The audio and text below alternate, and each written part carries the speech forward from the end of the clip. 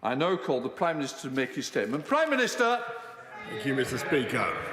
With your permission, I will make a statement on the roadmap that will guide us cautiously but irreversibly towards reclaiming our freedoms while doing all we can to protect our people against COVID. Today's measures will apply in England, but we're working closely with the devolved administrations who are setting out similar plans.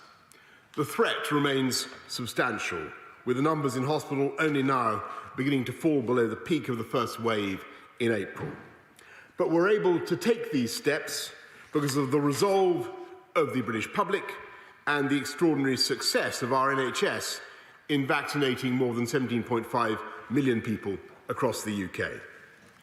The data so far suggests both vaccines are effective against the dominant strains of COVID. Public Health England has found that one dose of the Pfizer-BioNTech vaccine reduces hospitalisations and deaths by at least 75%, and early data suggests that the Oxford-AstraZeneca vaccine provides a good level of protection, though since we only started deploying this vaccine last month, at this stage, the size of its effect is less certain. But no vaccine can ever be 100% effective. Not everyone will take them up, and like all viruses, COVID-19 will mutate. So as the modelling released by SAGE today shows, we cannot escape the fact that lifting lockdown will result in more cases, more hospitalisations, and sadly, more deaths. And this would happen whenever lockdown is lifted, whether now or in 6 or 9 months, because there will always be some vulnerable people who are not protected by the vaccines. There is therefore no credible route to a zero COVID Britain, or indeed a zero COVID world. And we cannot persist indefinitely with restrictions that debilitate our economy, our physical and mental well-being, and the life chances of our children. And that is why it is so crucial that this roadmap should be cautious, but also irreversible. We're setting out on what I hope and believe is a one-way road to freedom, and this journey is made possible by the pace of the vaccination programme. In England, everyone in the top 4 priority groups was successfully offered a vaccine by the middle of February.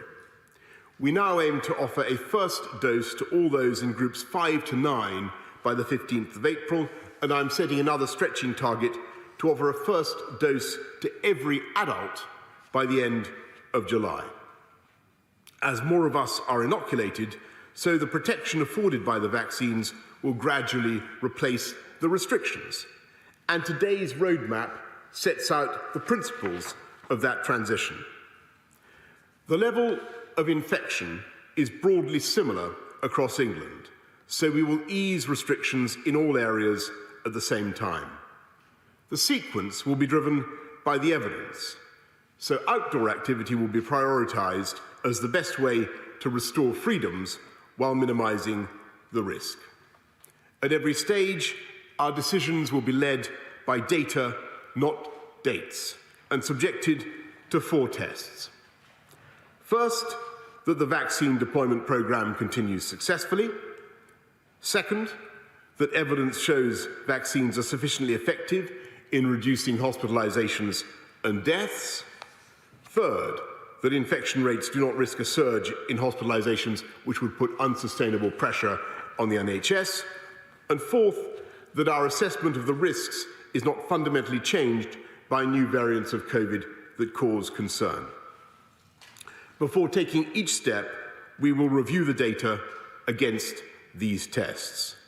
And because it takes at least 4 weeks for the data to reflect the impact of relaxations in restrictions, and we want to give the country a week's notice before each change, there will be at least 5 weeks between each step. The Chief Medical Officer is clear that moving any faster would mean acting before we know the impact of each step, which would increase the risk of us having to reverse course and reimpose restrictions. I won't take that risk. Step 1 will happen from the 8th of March, by which time those in the top 4 priority groups will be benefiting from the increased protection they receive from their first dose of the vaccine. Mr. Speaker, all the evidence shows that classrooms are the best places for our young people to be, and that's why I've always said that schools would be the last to close and the first to reopen. And based on our assessment of the current data against the 4 tests, I can tell the House that 2 weeks from today, pupils and students in all schools and further education settings can safely return to face-to-face teaching, supported by twice-weekly testing of secondary school and college pupils. Families and childcare bubbles will also be encouraged to get tested regularly. Breakfast and after-school clubs can also reopen, and other children's activities, including sport, can restart where necessary to help parents to work. Students on university courses requiring practical teaching, specialist facilities, or on-site assessments will also return. But all others will need to continue learning online, and we will review the options for when they can return by the end of the Easter holidays. From the 8th of March, people will also be able to meet one person from outside their household for outdoor recreation, such as a coffee on a bench or a picnic in a park, in addition to exercise. But we're advising the clinically extremely vulnerable to shield at least until the end of March. Every care home resident will be able to nominate a named visitor able to see them regularly, provided they're tested and wear PPE. And finally, we will amend regulations to enable a broader range of COVID-secure campaign activities for local elections on the 6th of May. As part of Step 1, we will go further and make limited changes on 29th of March when schools go on Easter holidays. It will become possible to meet in limited numbers outdoors where the risk is lower. So the rule of 6 will return outdoors, including in private gardens, and outdoor meetings of 2 households will also be permitted on the same basis so that families in different circumstances can meet. Outdoor sports facilities such as tennis and basketball courts and open-air swimming pools will be able to reopen, and formally organised outdoor sports will resume subject to guidance. From this point, the 29th of March, people will no longer be legally required to stay at home, but many lockdown restrictions will remain. People should continue to work from home where they can and minimise all travel wherever possible. Step 2 will begin at least 5 weeks after the beginning of Step 1 and no earlier than the 12th of April, with an announcement at least 7 days in advance. If analysis of the latest data against the 4 tests requires a delay, then this and subsequent steps will also be delayed to maintain the 5-week gap. In Step 2, non-essential retail will reopen, as will personal care, including hairdressers, I'm glad to say, and nail salons. Indoor leisure facilities such as gyms will reopen, as will holiday lets, but only for use by individuals or household groups. We will begin to reopen our pubs and restaurants outdoors, and honourable members will be relieved there will be no curfew and the Scotch egg debate will be over, because there will be no requirement for alcohol to be accompanied by a substantial meal. Zoos, theme parks and drive-in cinemas will reopen, as will public libraries and community centres. Step 3 will begin no earlier than the 17th of May. Provided the data satisfies the 4 tests, most restrictions on meetings outdoors will be lifted, subject to a limit of 30, and this is the point when you will be able to see your friends and family indoors, subject to the Rule of 6 or the meeting of 2 households. We will also reopen pubs and restaurants indoors, along with cinemas and children's play areas, hotels, hostels and B&Bs, theatres and concert halls will reopen their doors, and the turnstiles of our sports stadia will once again rotate, subject in all cases to capacity limits depending on the size of the venue. And we will pilot larger events using enhanced testing with the ambition of further easing of restrictions in the next step. Step 4 will begin no earlier than the 21st of June. With appropriate mitigations, we will aim to remove all legal limits on social contact, and on weddings and other life events, we will reopen everything up to and including nightclubs and enable large events such as theatre performances above the limits of Step 3, potentially using testing to reduce the risk of infection. Mr. Speaker, our journey back towards normality will be subject to resolving a number of key questions. And to do this, we will conduct 4 reviews. 1 will assess how long we need to maintain social distancing and face masks. This will also inform guidance on working from home, which should continue wherever possible until this review is complete. And it will be critical in determining how Parliament can safely return in a way that I know honourable members would wish. A second review will consider the resumption of international travel, which is vital for many businesses which have been hardest hit, including retail, hospitality, tourism and aviation. A successor to the Global Travel Task Force will report by the 12th of April so that people can plan for the summer.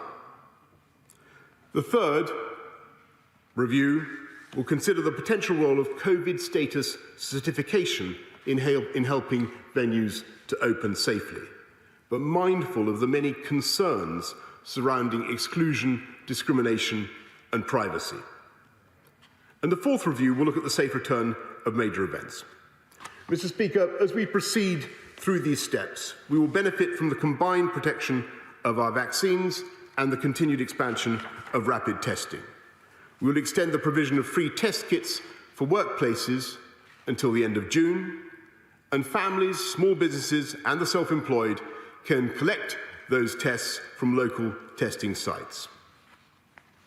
Mr. Speaker, in view of these cautious but I hope irreversible changes, people may be concerned about what these changes mean for the various support packages, for livelihoods for people and for the economy. So I want to reassure the House, we will not pull the rug out. For the duration of the pandemic, the government will continue to do whatever it takes to protect jobs and livelihoods across the UK. And my right honourable friend, the Chancellor, will set out further details in the budget next Wednesday.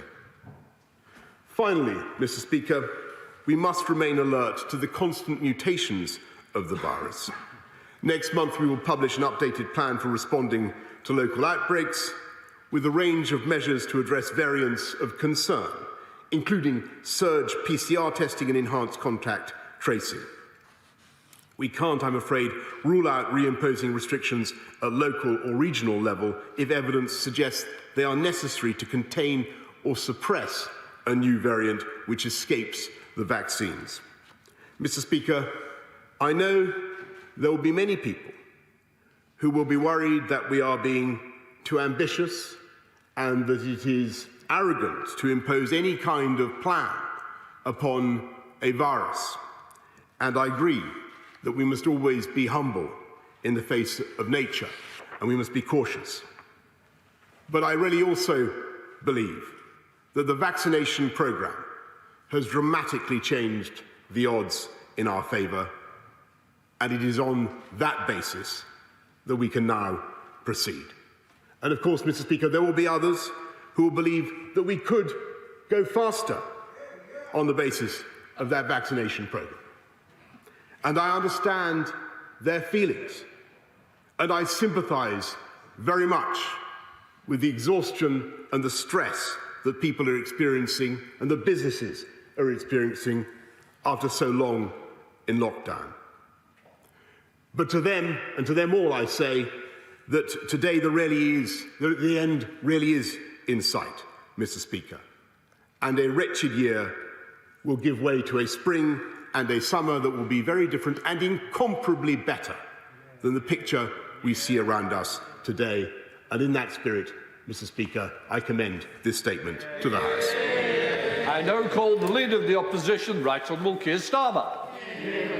Thank you, Mr. Speaker. Can I thank the Prime Minister for advance sight of his statement and for the telephone call between us earlier today. Mr. Speaker, this is the third time the Prime Minister has announced a plan to come out of national lockdown. In the past, we've emerged without sufficient caution, without a clear plan, and without listening to the science. We can't afford to make those mistakes again. This has to be the last lockdown.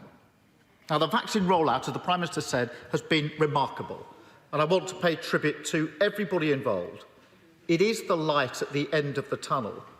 But if we're going to get there, we have to tread very carefully. So I'm glad the Prime Minister spoke today of caution, of this being irreversible, of assessing the data and following the evidence. Those are the right guiding principles. And I have to say it's a welcome change from some of the language the Prime Minister has used in the past. And I urge the Prime Minister now to stick to that. Turning to the substance of the matter, first, schools. We all agree that the priority must be for all children to be back in school as quickly as possible and to stay in school. We want that to happen on March the 8th, as the government has promised. Confidence of parents, teachers and school staff will be critical. So can the Prime Minister please confirm that the Chief Medical Officer and the Chief Scientific Officer support the full reopening of all schools on March the 8th? And will he commit to publishing all the relevant medical evidence on this issue? Can the Prime Minister also indicate what the government is doing to overcome the huge logistical challenges this presents? The Prime Minister touched on mass testing in his statement, but there was nothing on Nightingale classrooms and extra capacity. This is a huge problem, particularly for schools with smaller buildings. So can the Prime Minister update the House on how he's going to deal with this in just over 2 weeks' time? Let me turn to a linked issue. Within weeks of schools returning last autumn, thousands of teachers and school staff were self-isolating, causing huge disruption to the running of schools and children's learning. We don't want that again. That's why we called for the early vaccination of all teachers and school staff. In my own constituency, the fantastic Crick Institute, which has been doing amazing work, has been vaccinating hundreds of people a day. They've been very clear to me and publicly that they could be doing more. And it's obvious to me that over one weekend, they could have vaccinated all teachers and school staff in Camden if they'd been allowed to do so, and without bumping anyone else from the priority list. There are similar examples across the country. So will the Prime Minister see what more can be done to speed up the vaccination of teachers and school staff to ensure that children and young people not only return to school on March the 8th, but stay in school having returned? Let me turn then to isolation support. As we release health measures, however gradually, there's a risk that infection rates will go up. The Prime Minister made that clear in his statement. Therefore, it's more important than ever that test, trace and isolate is working and working well. One of the most concerning figures in a recent SAGE report is that only 3 in 10 people who should be self-isolating are actually doing so. And it's obvious that one of the main drivers of this is insecurity at work. As the chair of Test and Trace has said, people are scared to take the test because they can't afford to self-isolate. That not only harms our health response, it costs the economy too, and it's got to be fixed. We've proposed that the £500 isolation payment, which is currently only available to 1 in 8 workers, be made available to everyone who needs it. Will the Prime Minister consider that? Because if we don't shift the 3 in 10 figure, there'll be a huge hole in our defences. Third, Mr. Speaker, economic support. The Prime Minister announced a roadmap today, but it won't have escaped businesses that many of them will not be able to open until mid-April at the earliest, and many until mid-June. Now, I'm not questioning the health basis for that decision, which I support. But I am reiterating what we've always said, that health restrictions must be accompanied by proper economic support. And it makes no sense to announce today that businesses will be closed for many more weeks or months without announcing new economic support at the same time. The Prime Minister says, well, the budget will be next week. But there's nothing stopping him saying today that business rates relief will be extended, that furlough will be extended, or that the VAT cut for hospitality and leisure will also be extended. Businesses are crying out for that certainty, and the Prime Minister should give it to them today. The Prime Minister should also announce proper support for the 3 million self-employed who've been left out of all support for the last year. This morning on LBC, I was asked about this again by a self-employed businesswoman who's at her wit's end at the lack of government support. This roadmap means that she may not be able to get up and running again in her business until mid-June. So surely the Prime Minister needs to act now to close the gaps for these 3 million. Mr. Speaker, we support the twin principles that the Prime Minister has set out today, that lifting of restrictions must be both cautious and irreversible. But I know the Prime Minister will come under pressure from those on his own benches to go faster and to throw caution to the wind. Last week it was reported that around 60 of his own members of Parliament called for the end of all restrictions by the end of April. I'm sure there are going to be similar calls this afternoon. I hope the Prime Minister takes the opportunity to face this down. Because if this roadmap is to work, he needs to listen to the Chief Scientific Officer and the Chief Medical Officer, not the honourable members for Wickham or the Forest of Dean. If the Prime Minister does, he will have our support and will secure a majority in the House. If he does not, we will waste all the sacrifices of the last 12 months. Thank you, Mr. Speaker. Minister. Well, I'm very grateful to the right honourable gentleman for his overall support for the roadmap, and indeed I welcome his support for the vaccine rollout. And I'm sure that many people will be glad to hear what he says. I can't help but reminding you, Mr. Speaker, that the right honourable gentleman did vote to stay in the European Medicines Agency, which would have made a vaccine rollout at this speed impossible, Mr. Speaker. And he's right to say that it's a priority to get schools back safely, and I'm delighted that he agrees with that.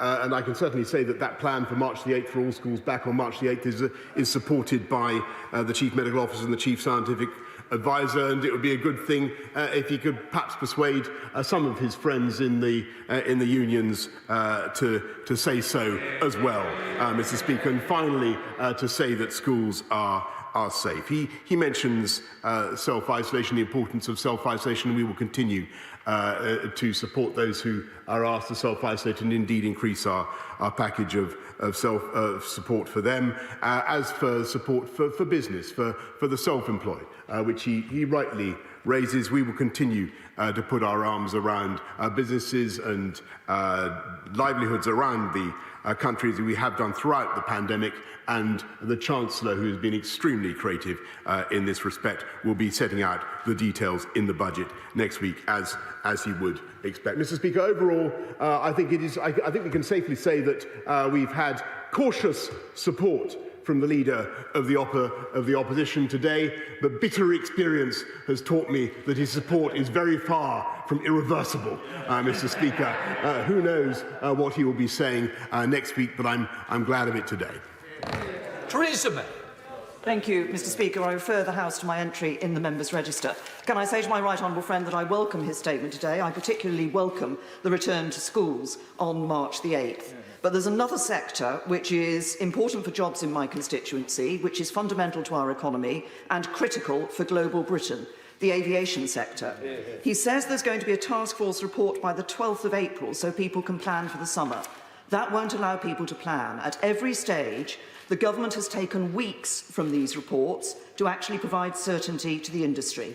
The industry needs 3 months' preparation from the point of certainty. So I ask my right honourable friend to look again at this timetable for that task force report, to bring it forward so we can open up our international air travel and make sure that Britain is open for business. I'm grateful to my right honourable friend, and she is quite rightly, Mr. Speaker, a doughty campaigner for the aviation industry and all it brings to our country. And what I can tell her is that we will continue to support that industry throughout these difficult times, but I believe that setting a deadline of April the 12th for the report of the Travel Task Force, the newly formed, reconstituted Travel Task Force, will give people time to make their plans for the summer. And if things go well, Mr. Speaker, if we can meet those these not before dates, then I do believe there is every chance of an aviation recovery later on this year. Let's head to the leader of the SNP with Ian Blackford. Ian Blackford.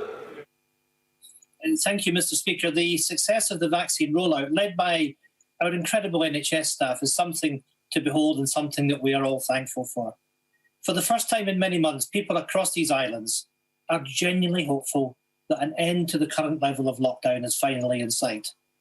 But people also know that there is one major threat that could undo much of this hope.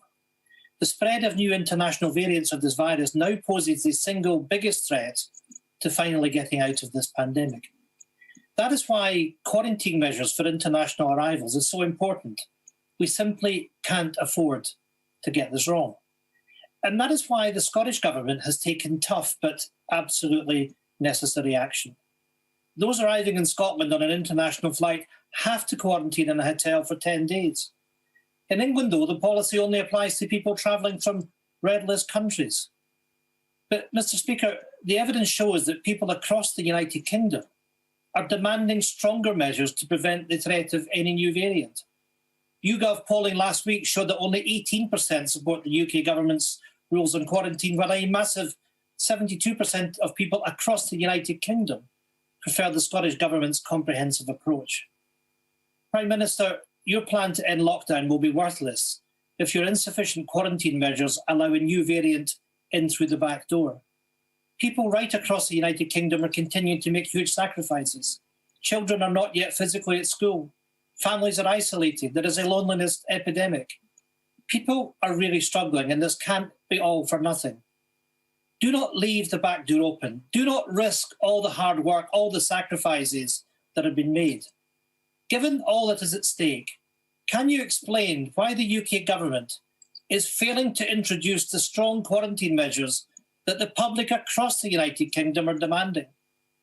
Will the Prime Minister think again and introduce the Scottish Government's comprehensive approach for international travellers? Let us all do what we need to in order to drive down the spread of the virus, to get us all to a position where we can reverse lockdown and begin to restore social interaction for all our well-being.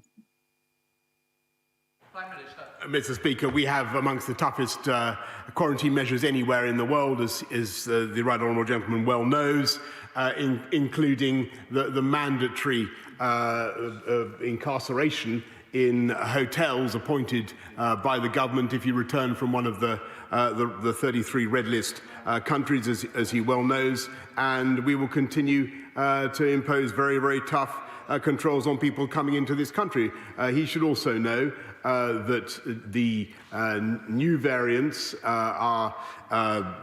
are confident that all our vaccines are effective in reducing death and serious disease, and we have no reason to doubt that they are effective in reducing death and serious disease with the new variants as well, Mr. Speaker. And he should also know that over the course of the next few months we will see new vaccines to defeat these vaccine-escaping variants, and that is something that is evolving the whole time. Other than that, Mr. Speaker, I was delighted by the unaccustomed note of optimism with which the Right Honourable Gentleman began. He isn't often notable for his optimism in this House. He's rolling his eyes, Mr. Speaker, but I think I rather liked it when he began with optimism. I think he should stick to it. I think it suits him. More optimism, I think, from the Right Honourable Gentleman would be I think, nice to hear. Let's head to the Chair of the Select Committee with Jeremy Hunt. Jeremy Hunt. Mr. Speaker, talking of optimism, the Prime Minister's approach feels very similar to Harold Wilson, who said he was an optimist, but one who always carried a raincoat. And his caution is absolutely right in the face of these new variants, when we are potentially so close to the finishing line. But as we get there, will he recognise the brilliant work of our health and care staff by building back better for them, potentially in next week's budget, by announcing that we will finally make sure that we're training enough doctors and nurses with a long-term workforce plan, and giving the social care sector a 10-year plan, just as we gave the NHS 10 years ago? Yes, indeed, Mr. Speaker. I pay tribute again, as I have many times before, to the incredible work, not just of our NHS staff, but of our social care staff, who've really borne the brunt of the pandemic and have done fantastically well. And we will certainly be bringing forward reforms of social care in addition to the massive investments that we've already made. Let's head to Ed Davey. Ed Davey. Mr. Speaker, the roadmap to recovery must put people hit hardest by this pandemic first, not least people with learning disabilities. They have died at rates more than 3.5 times the rest of the population, yet many are still not being prioritised for vaccination. Jo Whiley has spoken powerfully about how hideously unfair it was to be offered the vaccine before her sister Frances, who is now in hospital with COVID, after an outbreak in her care home. And I know many other carers across the country feel the same, while our loved ones remain so vulnerable to this virus. So will the Prime Minister tell us when on his roadmap everyone with a learning disability will have been offered their first jab? Prime Minister. The right honourable gentleman is entirely right to draw attention to the particular suffering endured by vulnerable groups throughout this pandemic, and that's why those with learning disabilities, those with particular vulnerabilities, do appear high up in the JCVI priority list, which is, I'm sure, exactly what he would expect. Let's head to Sir Ian Duncan-Smith. Sir Ian. Mr. Speaker, first of all, can I congratulate my Prime Minister for his incredible bold decision last year. It's due to that, in getting the vaccines rollout going on, that we are now looking at the eventual end to this COVID nightmare. So he deserves all the plaudits he gets for that and more. But I agree with his caution in this rollout and going back to being unlocked. But I just say that the hospitality sector, to my right honourable friend, is the biggest, very big employer of the poorest in society. And it is them who has suffered the most in incomes. And nearly half of those businesses are talking about closing. I just wonder whether the Prime Minister would feel it possible to be able to review again the nature of opening up inside those restaurants and pubs and checking that there is no real risk beyond any of the other elements that he's opening up. And if that is the case, to take that bold decision as and when the data dictates it. Prime Minister. I thank my right honourable friend for what he said just now, and I totally understand where he's coming from and the urgency of those in the hospitality sector who want to open up as soon as possible, as indeed we all do. Everybody in this House wants that to happen. But we also understand the risk of another surge and the consequent risk of a fourth lockdown, Mr. Speaker, which I don't think anybody wants to see, least of all the businesses concerned. And what we have in this roadmap are dates. Admittedly, they are not before dates, but they are dates to which businesses can now work. April the 12th for outdoor hospitality, May the 17th for indoor hospitality. That gives at least some certainty, Mr. Speaker. And I think in this very, very difficult time, with these difficult trade-offs, I think people would be prepared to trade some urgency and some haste for more certainty and more reliability. And that is what we aim to give. Let's head to Liz Saville-Roberts. Liz Saville-Roberts. Diolch yn fawr. Diolch yn fawr iawn, Yfarydd. Workers across the UK still face a hopeless choice: self-isolating and suffering loss of earnings, or going to work where they risk spreading the virus. Now, 8 months ago, I raised this very problem of the UK's unfit sick pay system with the Prime Minister. but there are still people in work who cannot afford to self-isolate. Ahead of the budget, will the Prime Minister commit to raising and expanding statutory sick pay once and for all as a key long-term lesson to be learnt from this pandemic? Or is he content for our poorest communities to be blighted by ill health now and quite possibly again in future? Prime Minister. Mr. Speaker, I thank the Right Honourable Lady. We and repeat the points I've made to her many times before, but I'm grateful to her for raising them again. We will continue to look after people throughout the pandemic. We've increased benefits. There's the payment of £500, Mr. Speaker, and other payments that we'll make available. And our undertaking is to make sure that we protect people, whether they're self-isolating or whether they're forced not to be able to work throughout the duration of the pandemic, and you'll be hearing more about that from the Chancellor on March the 3rd. Dr. Julian Lewis. Thankfully, my right honourable friend has clearly stated today that an extreme zero COVID approach is impracticable.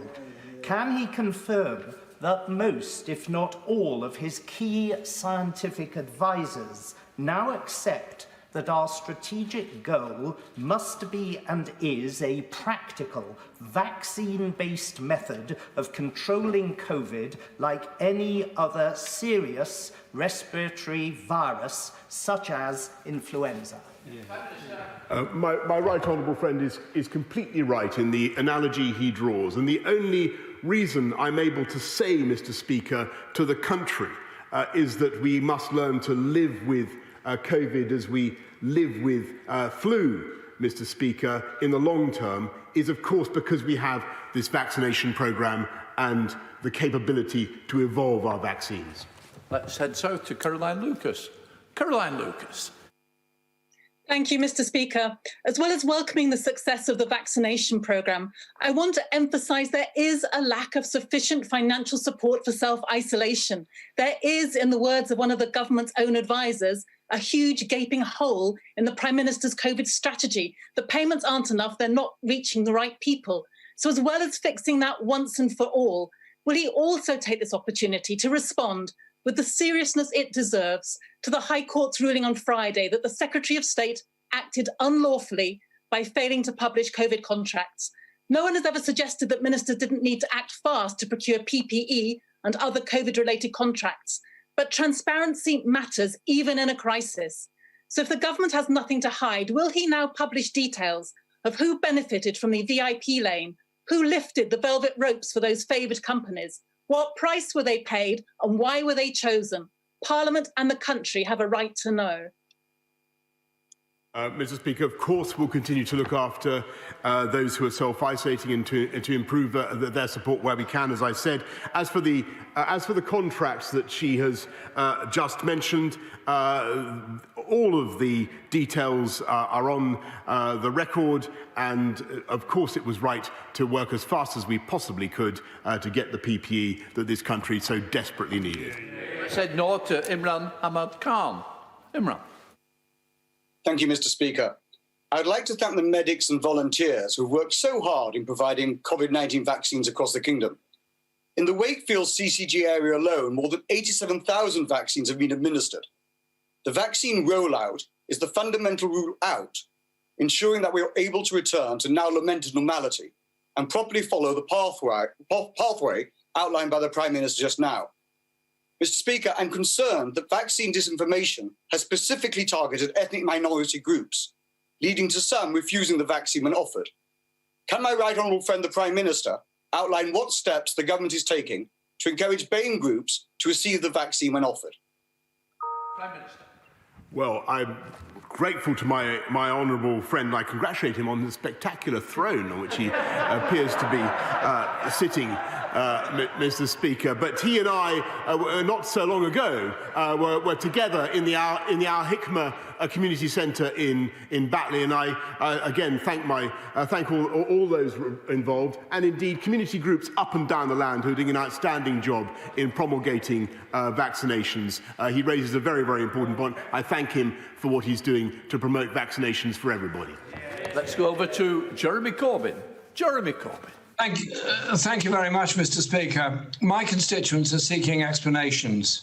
Most of them have lost income, many have lost their jobs, all are facing varying degrees of stress, from the very severe to the concern about their lives. Many local small businesses have closed for good because they see no future and they're not getting the support that they need. Yet, Mr. Speaker, I think answers are required from the Prime Minister.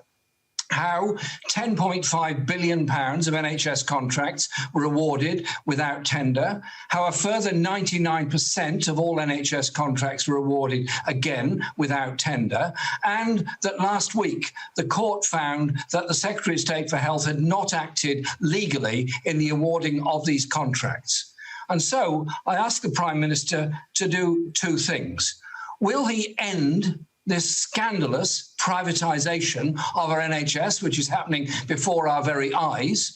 And will he also replace the Health Secretary with somebody who will stand by and obey the law and publish in advance all contracts that are due to be let, so the public can see how their money is being spent? Well, Mr. Speaker, to the best of my memory, the Labour Party opposition were advocating during the earlier stages of the crisis that we should secure PPE from, I think, a theatrical impresario who specialised in capes and gowns, and a football agent who claimed to be able to get hold of masks, Mr. Speaker. We went as fast as we possibly could to get PPE, and those who are now denouncing us for going too fast were those who were complaining back then that we weren't going fast enough. Said to David Simmons. David Simmons. Mr. Speaker, my right honourable friend and the government have rightly been unapologetic throughout this pandemic in determination to safeguard children's educational opportunities and well-being.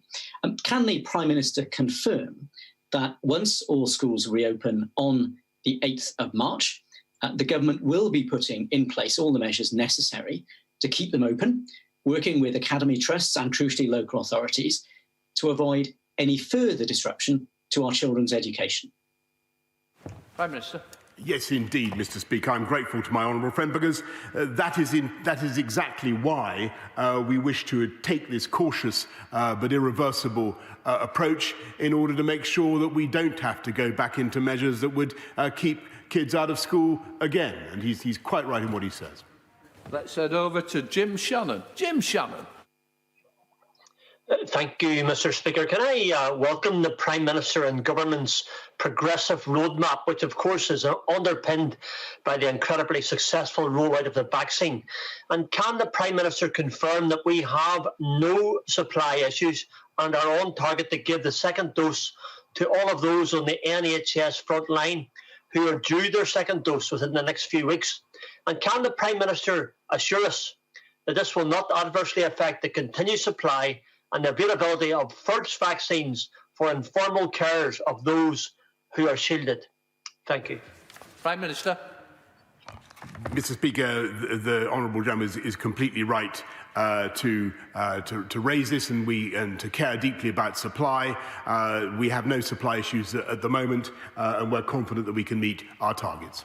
Let's head to Sir Bernard Jenkins. Sir Bernard. Thank you, Mr. Speaker. May I congratulate the Prime Minister on the fact that there are sunlit uplands that now beckon us, but that he's right to say that the threat remains substantial, because while we're unlocking, at this stage, only a third of the adult population has been vaccinated. So what will the government be doing to minimise the threat of another lockdown, such as strengthening the track and trace and isolate operations, particularly at local level, providing COVID-safe spaces so it's easier for people to self-isolate who are infected, and to deploy testing capacity more effectively, such as, for example, testing school children twice a week in schools, as we're already going to be testing teachers? Prime Minister. My right honourable friend is absolutely right in the ideas that he puts forward. The test track and trace has been improving the whole time over the the period of the pandemic, and he's right to draw attention to the potential of lateral flow testing, not just in schools, where, as he says, we're going to be doing it twice a week for secondary school pupils after the first couple of weeks, but also rolling it out for companies, for local areas, local communities to take it up as an additional support, an additional way of fighting the disease. Let's head to Ruth Jones. Ruth Jones. Thank you, Mr. Speaker. I know the Prime Minister was in my right honourable friend's constituency of Torfaen last week to see the vaccine programme being rolled out by the Aneurin Bevan University Health Board at Cwmbran Stadium. So I join with him in thanking all the Welsh NHS staff and volunteers who are working so hard to save lives by rolling out the vaccine programme in this way. However, I wonder if the Prime Minister agrees with me and many people across Newport West who believe that every single penny of public money must be accounted for. And if so, what's he going to say to his Health Secretary, who, according to the courts, breached his legal obligation by not publishing details within 30 days of contracts being signed? We've had 2 attempts at getting the Prime Minister to answer, so I'm hoping it's third time lucky.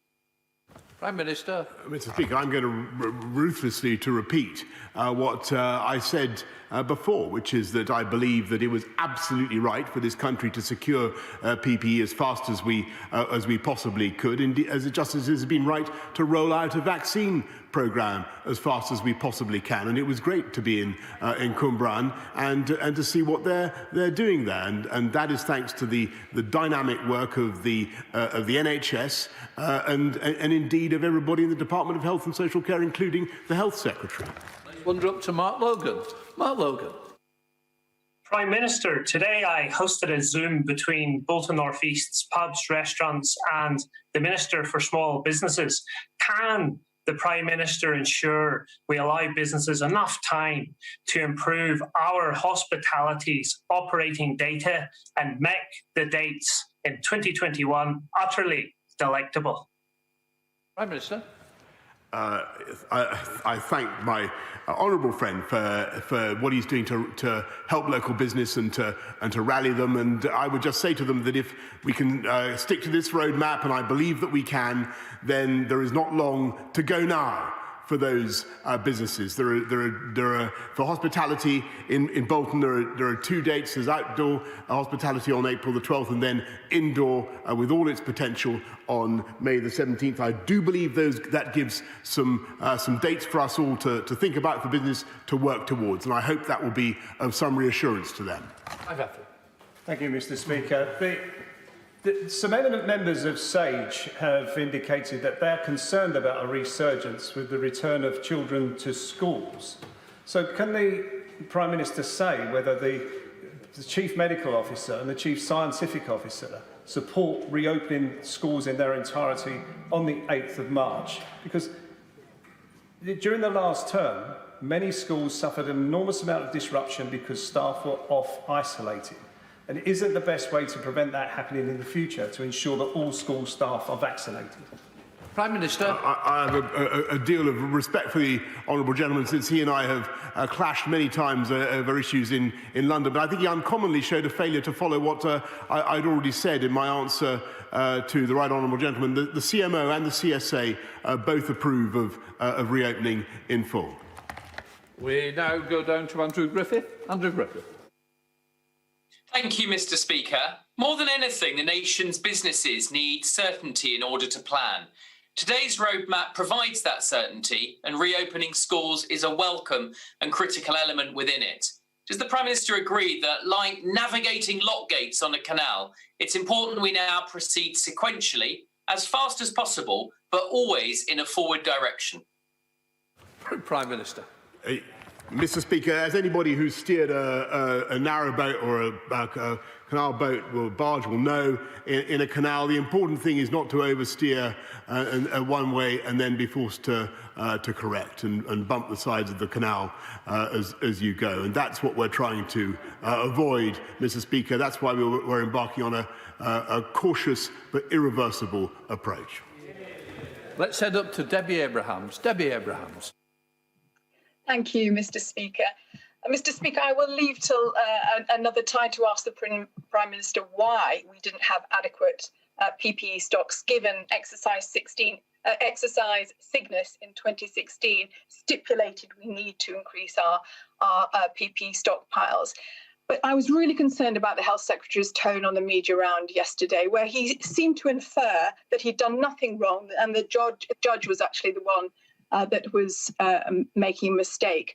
This is not how a healthy democracy works. So I repeat the questions of my honourable friend, the member for Brighton Pavilion.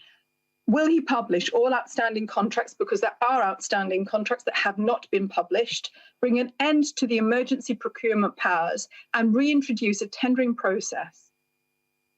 Prime Minister. Mr. Speaker, I really I can see that there's a concerted attempt to make a point here today about this, but I must say that I do think that every effort was made by the government to secure PPE as fast as we possibly could, and I think that's what the people of this country wanted. We ended up, I think, with 32 billion items of PPE, and we now have the capability, which I think will reassure her constituents more than anything else. We have the capability now in this country, thanks to Lord Dighton and the PPE Task Force and others, to make 70% of our PPE needs in this country. Let's head to Craig Whittaker. Craig Whittaker. Thank you, Mr. Speaker. It is brilliant news that we've vaccinated 1 in 3 adults now in the UK. A huge testament to British science, the NHS, my right honourable friend, the member for West Suffolk and his whole team, and everybody involved in the vaccination programme, not least my right honourable friend, the Prime Minister. But does the Prime Minister agree with me that because of his swift rollout of the vaccine programme, we're in a much stronger position now to start easing restrictions and putting us back on the path to some form of normality much sooner than would have been without a vaccination rollout programme? Prime Minister. Yes, of course, Mr. Speaker. My honourable friend is completely right, and I thank him very much for what he has just said. The only reason this roadmap is possible, and we're one of a tiny number of countries around the world that have been able to set out a roadmap with dates and milestones this far ahead, Mr. Speaker. It's only possible because of the vaccination rollout programme. Let's head to Neil Coyle. Neil Coyle. Thank you, Mr. Speaker. People of this country have endured so much in the last year, including personal tragedies amongst the highest excess death toll, job losses under the worst damage to any major economy. But they've also seen the Prime Minister's closest advisor, Dominic Cummings, break the COVID regulations, the Home Secretary break the Ministerial Code, and now the Health Secretary break the law to hide crony contracts, all without consequences. Going forward, Prime Minister, will you end the system of one rule for your Tory powers and another for the rest of us? Prime Minister. Mr. Speaker, I think contained within that question was possibly another suggestion that we could have done things differently with the procurement of PPE. All I will say is that the contracts are there on the record for everybody to see, and I think most people in this country will understand that in very difficult, if not desperate times, last spring we had to work as fast as we possibly could. Thank you, Mr. Speaker. I welcome the Prime Minister's statement, especially on schools. He's right to be driven by the evidence. Professor Mark Woolhouse told the Science and Technology Committee last week that during the whole year, and I quote, there has been very, very little evidence of any transmission outdoors happening in the UK. So will my right honourable friends continue to look at the evidence and see whether it's possible to bring back outdoor activities like sports during the weeks ahead? I know with the spring weather coming, that would be a great boon to millions of people across the country. Prime Minister. Of course he's right to raise the point about outdoor transmission, and that's why on March the 8th, with the return of schools, we're also going to be seeing school sport, which is great, plus outdoor recreation one-on-one in the way that I described earlier on, Mr. Speaker. And then on March the 29th, it's the rule of 6 plus 2 households together, plus more sport outdoors, Mr. Speaker, of all kinds, up to and including, I think, the rugby with tackling, but without the scrums, Mr. Speaker, as I understand the guidance. It's rugby league. Right, let's go north to Alan Dorrans. Alan Dorrans. Thank you, Mr. Speaker, and good afternoon. Analysis by the Royal College of GPs of NHS England's COVID-19 vaccination figures show that people of black ethnicity are half as likely as people of white ethnicity to get vaccinated, and people of Asian ethnicity are under 2/3 as likely as their white counterparts to accept vaccination. What additional specific steps will the Prime Minister take to encourage greater uptake of the vaccines in these communities? Prime Minister. Mr. Speaker, the number of people receiving the vaccine is actually increasing in all communities on roughly the same gradient, but we're concerned, he's quite right to raise the concern that I think everybody has about uptake in some communities. It is now going faster, and what we've done is rolled out a network of community champions. I think we've put about £23 million into supporting community champions for hard-to-reach, vaccine-resistant communities. And just the most important thing is for everybody to get across the message that the vaccine is a wonderful thing. Everybody should get it. Get your vaccine when you get your message from the NHS.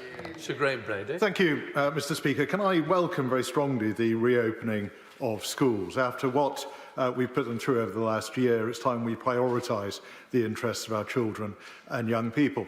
The Prime Minister also sets out a programme based on data, not dates, and that must be right. But will he please publish the precise criteria for each of those stages to be met? And finally, when the renewal of emergency powers is due, will he undertake to bring that vote to the House before the Easter recess and not after? Prime Minister. Yes, indeed, Mr. Speaker. There's going to be a massive, I think, data dump is the word I've been quoted today. So colleagues may already have seen some of the data that's available underpinning the roadmap that we've set out, and there will, of course, be another vote in this House about these measures before Easter, and then those measures, in turn, Mr. Speaker, elapse on June the 21st in the way that I've described. Let's head to Rachel Hopkins. Rachel. Thank you, Mr. Speaker. Local council public health teams will continue to be pivotal in controlling the virus, but the government's decade of austerity and cuts has damaged their capacity, with the public health grant last year, 2020-21, being 22% lower per head in real terms compared to 2015-16. So will the Prime Minister tell the House when the public health grant allocation for this year will be announced, and whether it will include a significant real terms increase to ensure councils can continue to keep our communities safe? Prime Minister. Madam Deputy Speaker, I'm very grateful to councils, and particularly public health officials, for the incredible work that they've done in the last year. Absolutely amazing work that they have done. We are supporting them with another £4.7 billion, as she knows, to support local councils in everything they do, and we will continue to offer support throughout the pandemic. We now go to Peter Aldous. Thank you very much, Madam Deputy Speaker, for his statement and for the precautionary approach that he is pursuing to lifting the lockdown.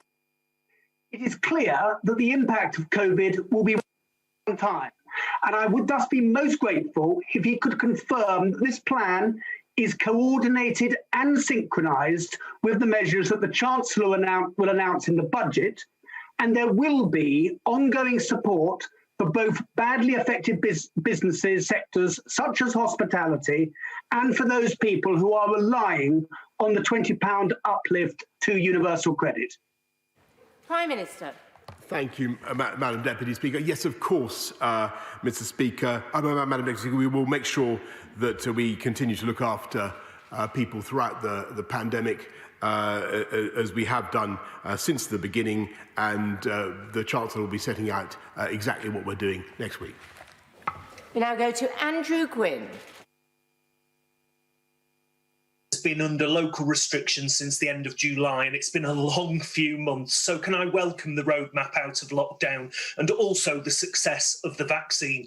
Now, as somebody who's just been just about shaken off long COVID symptoms 11 months after contracting COVID, can I urge him not to forget those still struggling and the many more who will develop long COVID as a consequence of the latest wave of the virus?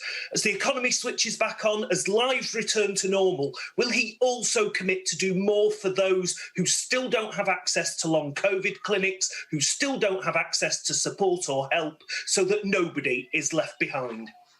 Prime Minister.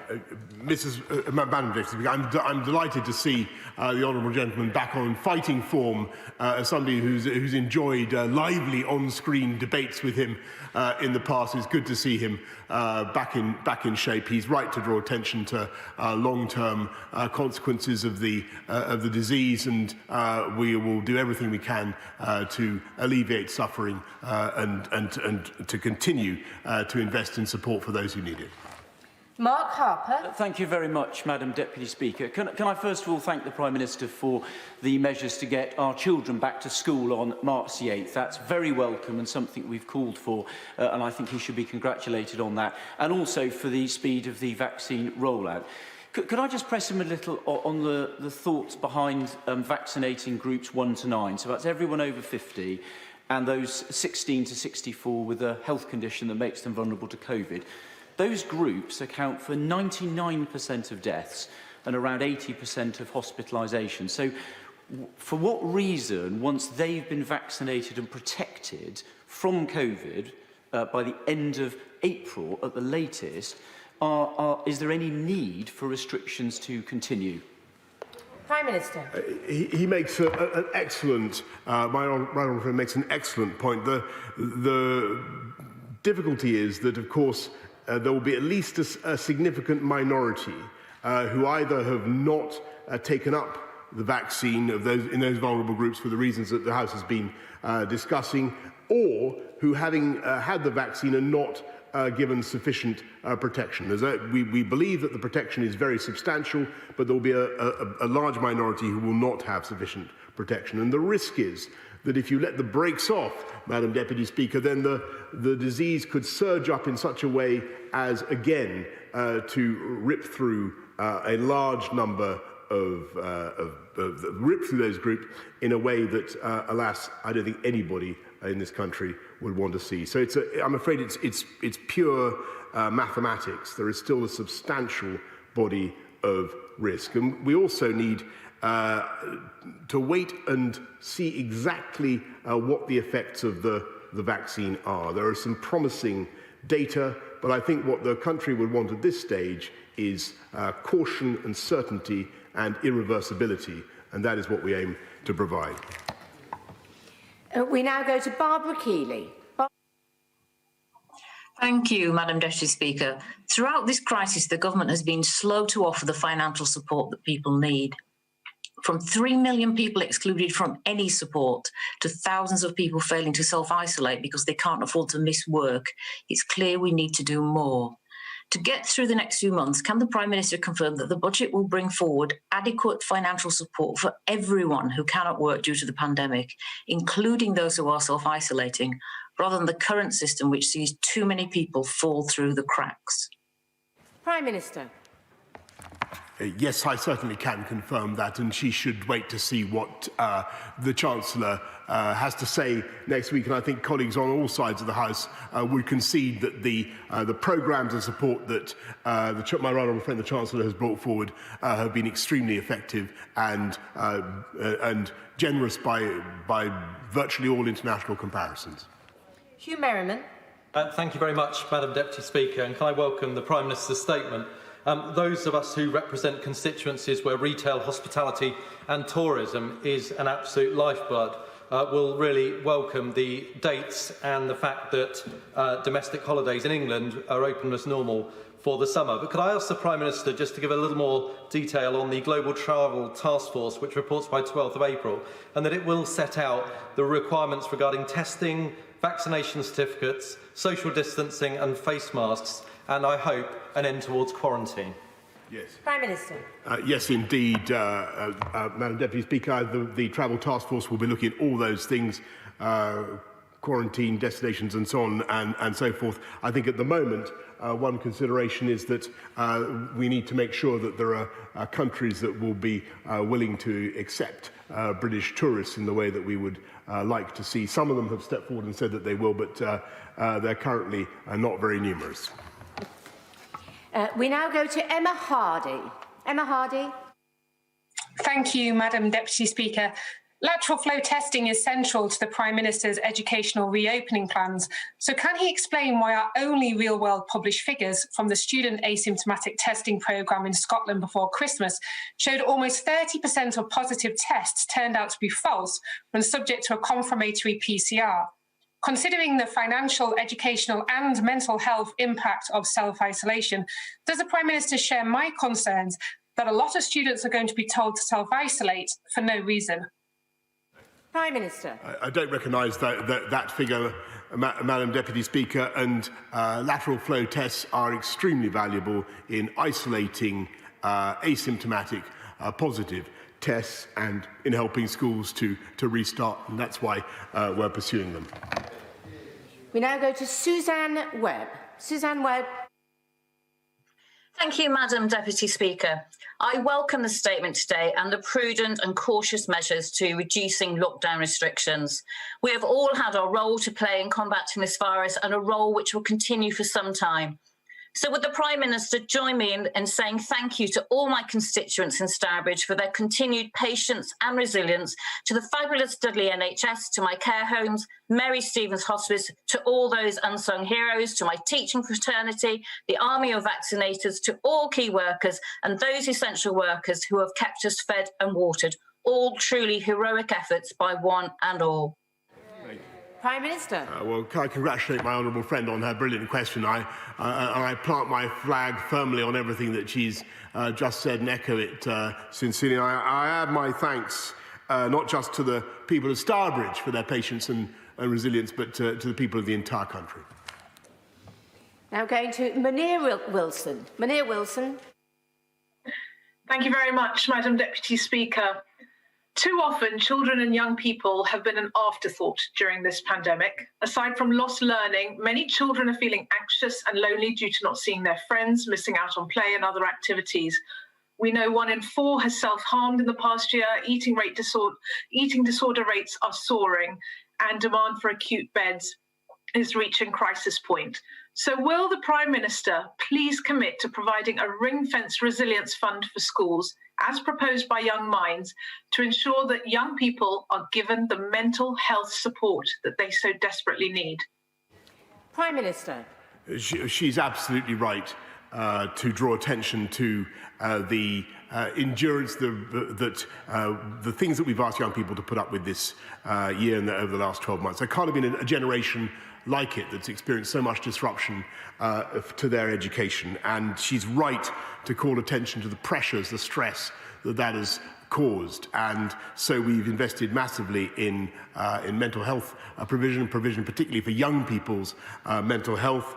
And one of the things we've done is appoint a young people's mental health ambassador in the form of Alex George. But the top priority for the government is now not just to get kids back in school on March the 8th, but to make sure that we remediate their education with a programme of much more than £1 billion. And the Secretary of State for Education will be setting out more about our plans to help those pupils later this week.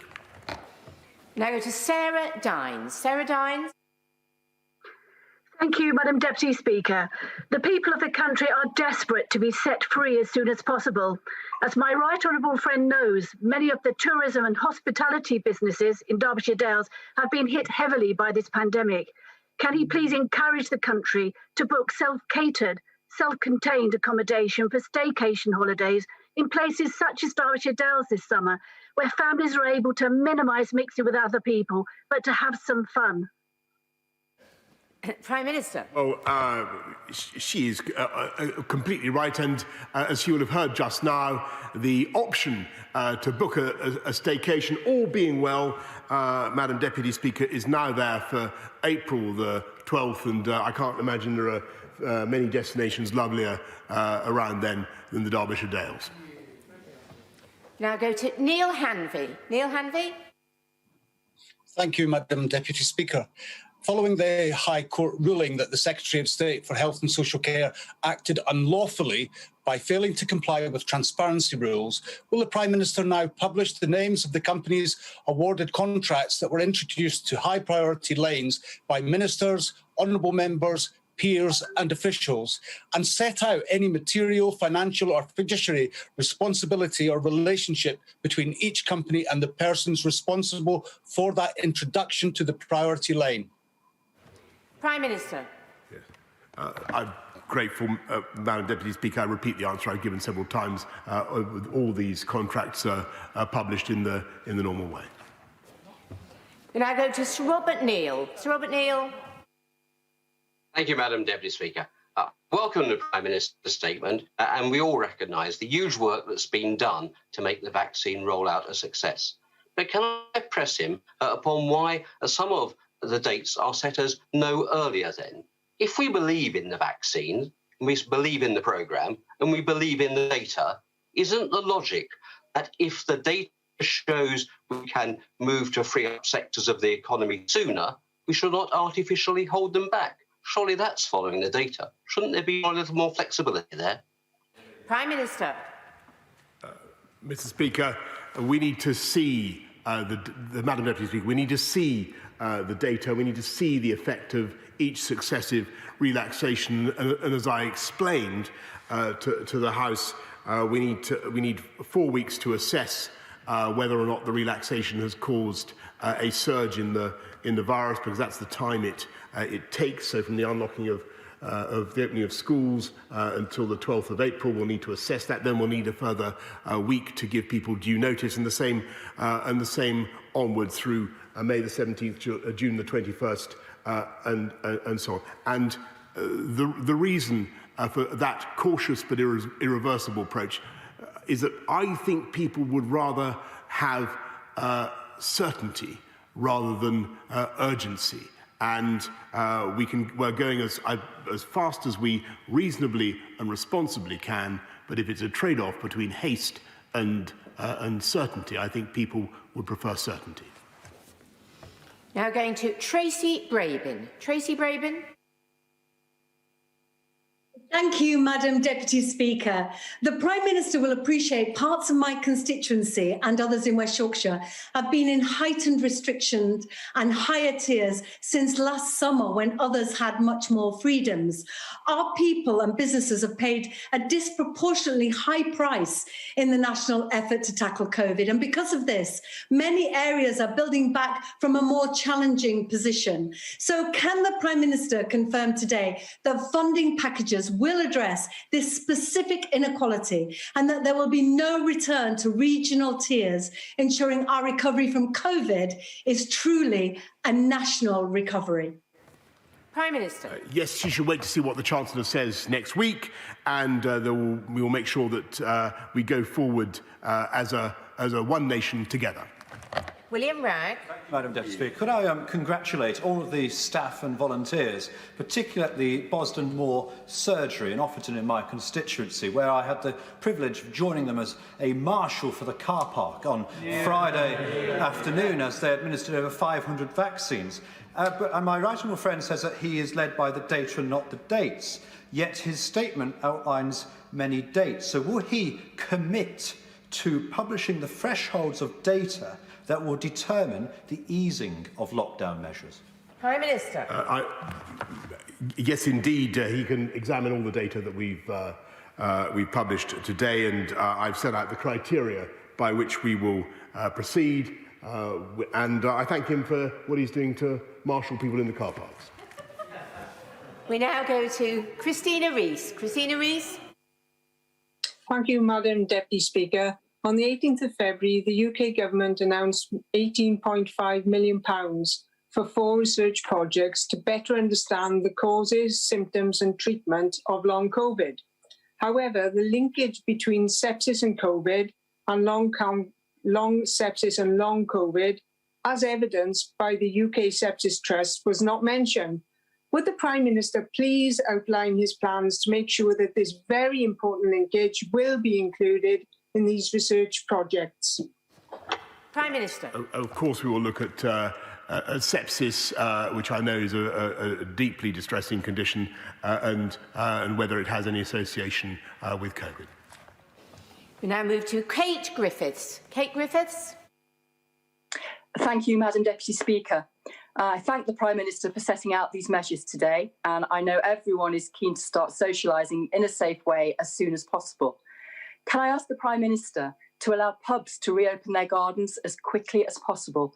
If 6 people can buy alcoholic drinks from a shop and meet in a park, then I hope that pubs will be given a chance to provide a takeaway service for consumption in their gardens as soon as possible. Prime Minister. Yes, indeed, and that's why April the 12th is the date. Christian Matheson. Thank you, Madam Deputy Speaker. Last month was the worst on record for new aircraft orders in the aerospace sector, which is so important to my constituency.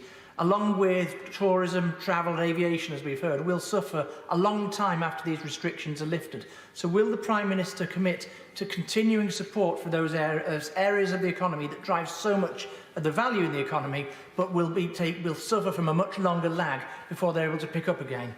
Prime Minister. He's quite right. That's why we've done everything we can with time to pay and other means to try to look after the aviation sector, though it's been incredibly hard for that sector, which matters a great deal to our country. The best way forward for them is to get people flying again. As I've said, I know it's a bit of time to wait, but the Travel Task Force will be reporting on April the 12th, and I'm hopeful that we'll be able to make progress this summer, but we'll have to wait and see. Now go to Bill Wiggin. Bill Wiggin. Thank you, Madam Deputy Speaker. As an animal welfare champion, I was delighted to hear the Prime Minister mention zoos. But before we can get out there and go to the pubs and visit these places, I heard him describe certainty being more important than urgency, and his concern for the unprotected, unvaccinated element of the population who potentially could be holding the rest of us back. What more can we do to encourage people who might not have taken up the vaccine to make sure they get jabbed and let the rest of us out? Prime Minister. I'm grateful. Of course, we must encourage everybody to take the vaccine, which, as I say, is a wonderful thing.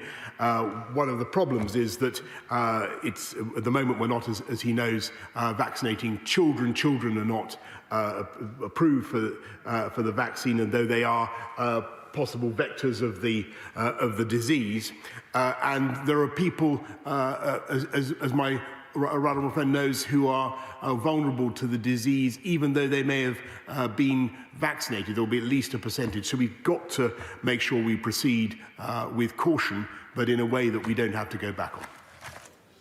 Now move to Drew Hendry. Drew Hendry. Thank you, Madam Deputy Speaker. Does the Prime Minister and his government intend to do anything at all for the 3 million or so people who've been excluded from financial support since the start of this pandemic? Prime Minister. We've provided about £15 billion for the self-employed, and will continue to look after them in any way we can. Now moving to Craig Tracy. Craig Tracy. Thank you, Madam Deputy Speaker.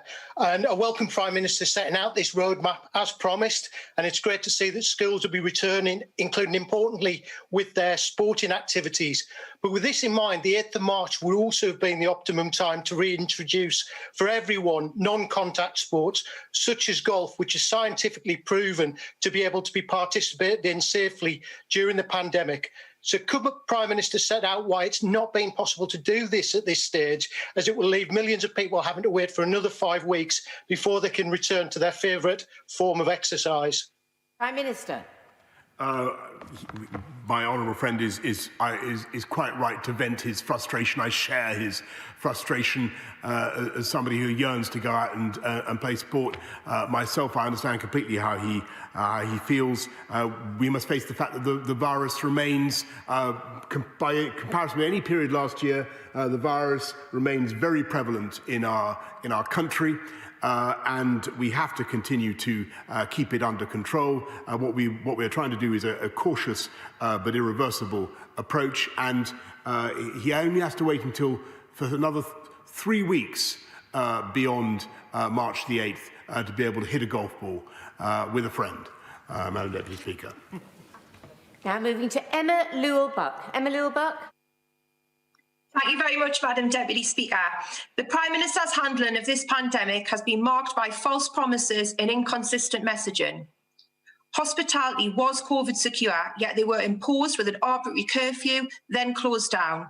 And today, this industry, which is the lifeblood of coastal tourist towns like mine, have heard that people can meet outside in a park, yet outdoor areas of safe, regulated pubs, bars and restaurants can't open till April. They simply cannot see the logic behind this. Can the Prime Minister explain where he found it? Prime Minister.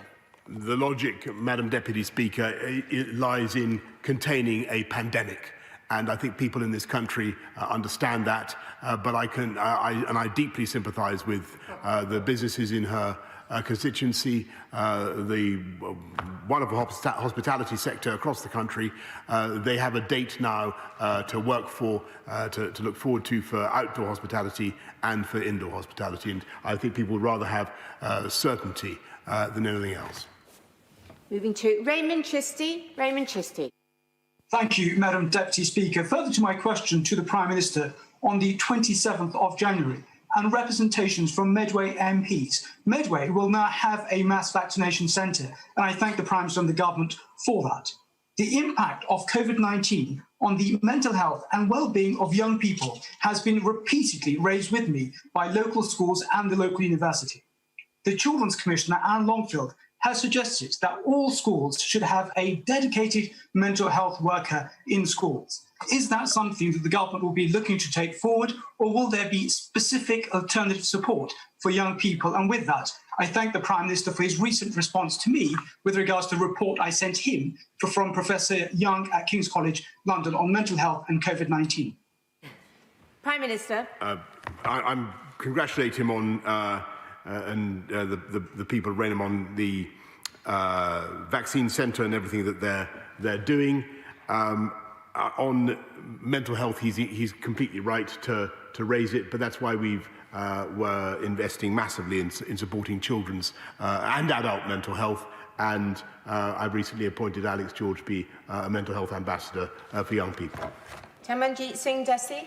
Thank you very much, Madam Deputy Speaker. As the Prime Minister charts his roadmap out of this third national lockdown, undoubtedly he's presided over a disastrous response to the pandemic, one of the worst in the world, wherein the sluggishness, double-mindedness and mixed messaging has led to billions of pounds of taxpayer money going into crony contracts to firms with links to the Tory party.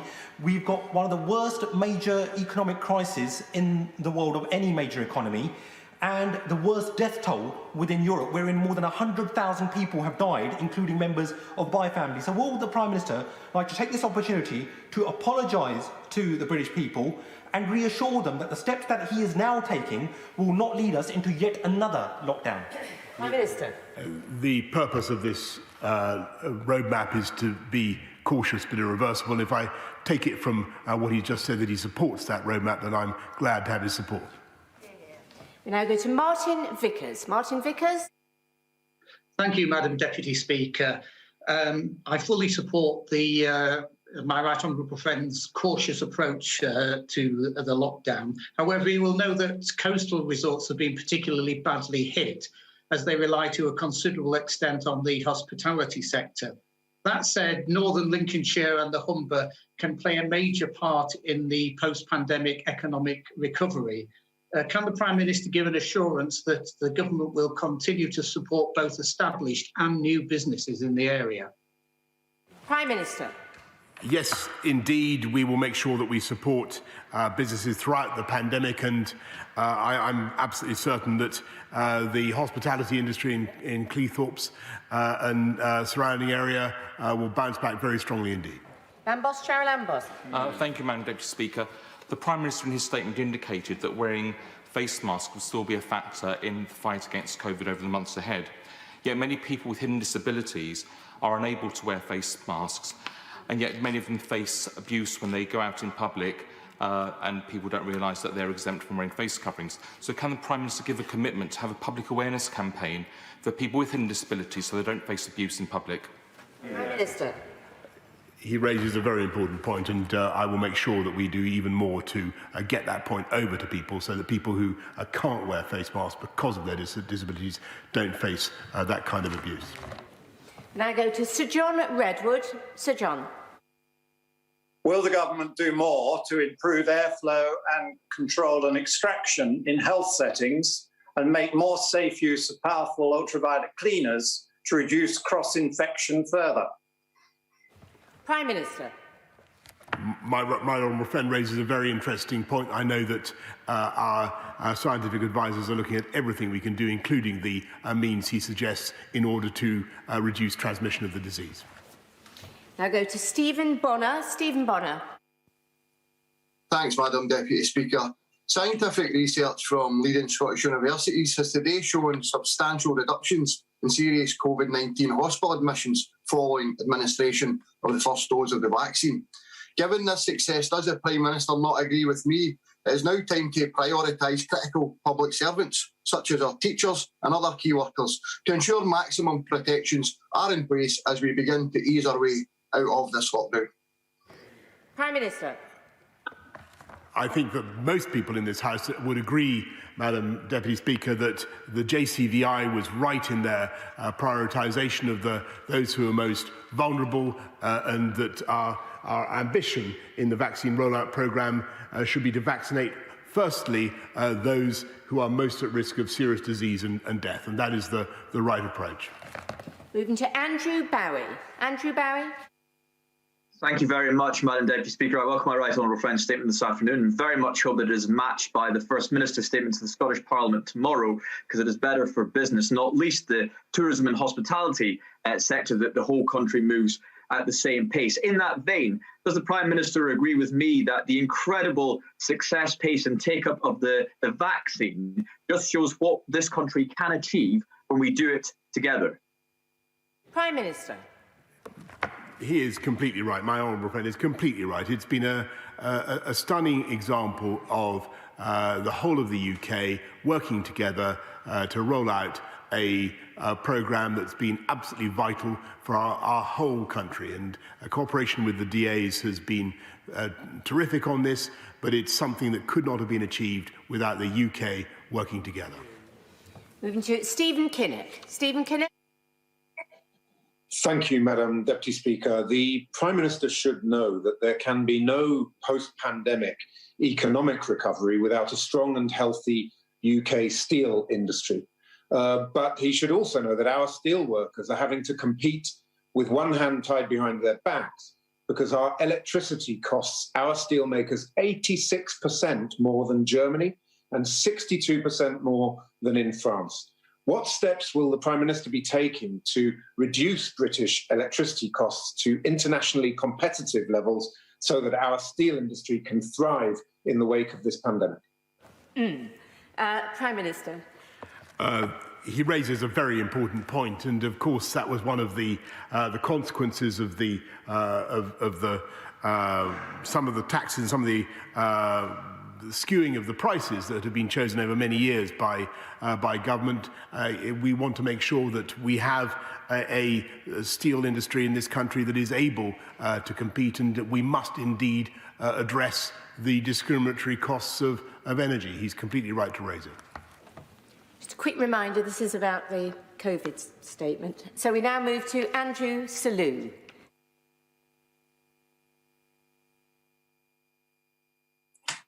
Thank you very much on behalf of Whipsnade Zoo. But will the Prime Minister now instruct that a further test case be taken to the courts so that those hospitals businesses whose business interruption insurance is still not paying out can get the relief that they need, having paid thousands in premiums for decades in some cases? Prime Minister. I do hope that the businesses concerned receive the compensation that they are owed and deserve from their insurance packages. But in the meantime, I would just urge him to look out for what the Chancellor is going to say next week by way of continued support. Now go to Naz Shah. Naz Shah. Thank you, Madam Deputy Speaker. I do welcome the roadmap that has been put before the House this afternoon, certainly because Bradford has had extra restrictions since July. And my question really to the Prime Minister is, he has outlined that hospitality, the industry, will be open by the 12th of April, but wedding industry won't be till June the 21st at the larger venues. That's another 10 weeks for some businesses. That 10 weeks could be the difference between closure and bankruptcy. And we have some amazing wedding venues in Bradford. It's a big part of our industry here. And they can open like restaurants with 2 meters apart. So I'd urge the Prime Minister to reconsider whether we could look at wedding venues being opened sooner. And I would invite him to come and look at some of our amazing wedding venues in Bradford West. We have so many beautiful ones. Prime Minister. Well, I'm very happy to take up her invitation to visit the beautiful wedding venues of Bradford. I know they have an extraordinary, they do an amazing job there. But just an answer to her point, we can't do full Cecil B. DeMille weddings earlier than June the 21st. We can do smaller weddings before then, as she knows. But at least the great businesses she talks about now have a date to think about and to aim for. Richard Fuller. Thank you very much, Madam Deputy Speaker. May I thank the Prime Minister for his statement, and in particular the inclusion of dates that help businesses plan. But with respect to international travel, the inside page of our passport states that in the name of Her Majesty, all those whom it may concern, to allow the bearer to pass freely without let or hindrance. And with regard to quarantine hotels, may I remind the Prime Minister that just because a policy is popular does not mean it is right. Prime Minister. I have a high regard for my honourable friend, who I've known for many years, and I know he speaks for many in our party and beyond in what he says. These are very difficult judgments to make, as I know he appreciates. But I think that it is right when you're facing a pandemic like this and the risk of new variants to have a very tough borders and quarantine policy indeed. Now move to Janet Davey. Janet Davey. Thank you, Madam Deputy Speaker. The Prime Minister has been asked several times about how the government procured contracts during this pandemic. My question to the Prime Minister is slightly different, and if there are any plans for the government to claw back on any of the funds on pandemic contracts that have failed, for example, delivering unusable or unsafe PPE at the great expense of the taxpayer. Prime Minister. 99.5% of the PPE that we have received has been of a high standard, but of course where people have fallen down on their contracts, we will claw back the money that we've paid. Now move to Paul Bristow. Paul Bristow.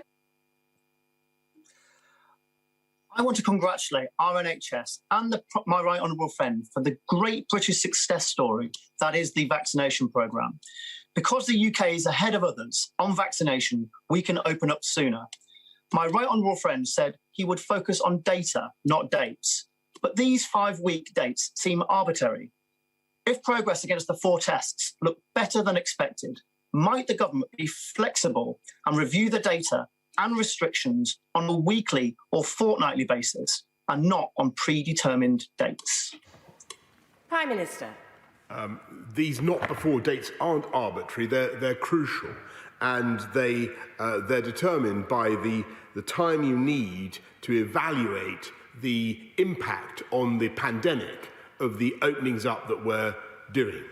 And so you need 4 weeks to see, for instance, whether the opening of schools has caused an uncontrollable surge in the pandemic, and then a week to give advice and so on. So they're not arbitrary. They're dictated by the science, and that is the right way forward. But if you look at the overall roadmap, it is, I think, beyond what many other countries are currently able to achieve, and that, as he rightly says, is thanks to the rollout of the vaccination programme. Moving to Andy Slaughter. Andy Slaughter. Thank you, Madam Deputy Speaker. 5 local NHS areas in England, including Hampstead and Fulham, have vaccinated 73% or less of the over 70s, despite the very best efforts of NHS and public health staff and volunteers. This falls to a 60% take-up for the most deprived 10th of residents and below 50% for some ethnic minority groups. As the country moves on to vaccinate younger and less at-risk groups, what comfort can the Prime Minister give to the quarter of my elderly, vulnerable constituents that his government have left behind? Prime Minister. Take-up is accelerating actually amongst all those groups, but he's right to say that it's been slower in some groups than others, and that's why we've rolled out the network of community champions. But it's also important for him and for all of us, ourselves, to champion the uptake of vaccines across all our communities in our constituencies. Now moving to Mike Wood. Mike Wood. Thank you, Madam Deputy Speaker. The vaccine rollout has been more successful than even the most optimistic of us could have predicted in December. And while the Prime Minister is clearly right to insist that this roadmap must be irreversible so that we don't risk a further lockdown, will he make sure that if vaccinations prove to be as effective as we all hope, the government can still continue to review whether later stages might progress more quickly as long as the number of deaths and hospital admissions continue to fall? Prime Minister. He makes a very interesting point, which I'm sure that will have occurred to many other colleagues and to people up and down the country. I've given the reason for the interval between the dates that I've set out and why we need to be able to be certain about the impact of the relaxations that we're making, the 4 weeks plus 1 that we need. But the other point I would make, because he makes a very interesting point, the other point I would make is I think people would much rather have a date that they know is as certain at this stage as we can possibly be, to fix on and to work towards, rather than more uncertainty and fluidity than we need. 61 withdrawn, so we go to James Wilde. James. Thank you, Madam Deputy Speaker. Last week I met Kathy, the practice manager, and the team including volunteers at St James Medical Practice, who vaccinated thousands of people in northwest Norfolk. Will my honourable friend join with me in paying tribute to them and those other sites in Kings Lynn and Snettisham who are making it possible to reopen our hospitality sector, albeit more slowly than some would want, as well as, very importantly, reopening our schools and other businesses in the coming weeks? Prime Minister. Yes, I do. And I thank everybody involved in the vaccination programme in northwest Norfolk, and I thank my honourable friend for championing the vaccinators. We go to Alison Thewlis. Alison Thewlis. Thank you very much. The APPG gaps in support heard evidence last week on how tens of thousands of women have been forgotten about during this pandemic.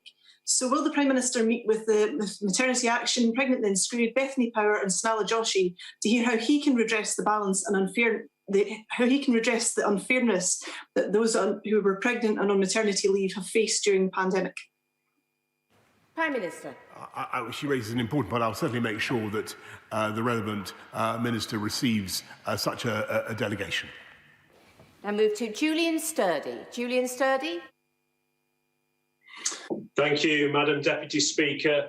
In view of the Prime Minister's sensible commitment to act on the basis of data, not data, which I fully support, can he clarify if there is scope and flexibility in his roadmap to go faster in relaxing restrictions if the vaccination programme proceeds more rapidly than expected and the data shows enhanced effectiveness of the vaccine as more of that data comes forward, resulting in radically reduced transmission and hospital admissions? Surely, if we're following the data, that flexibility has to work both ways.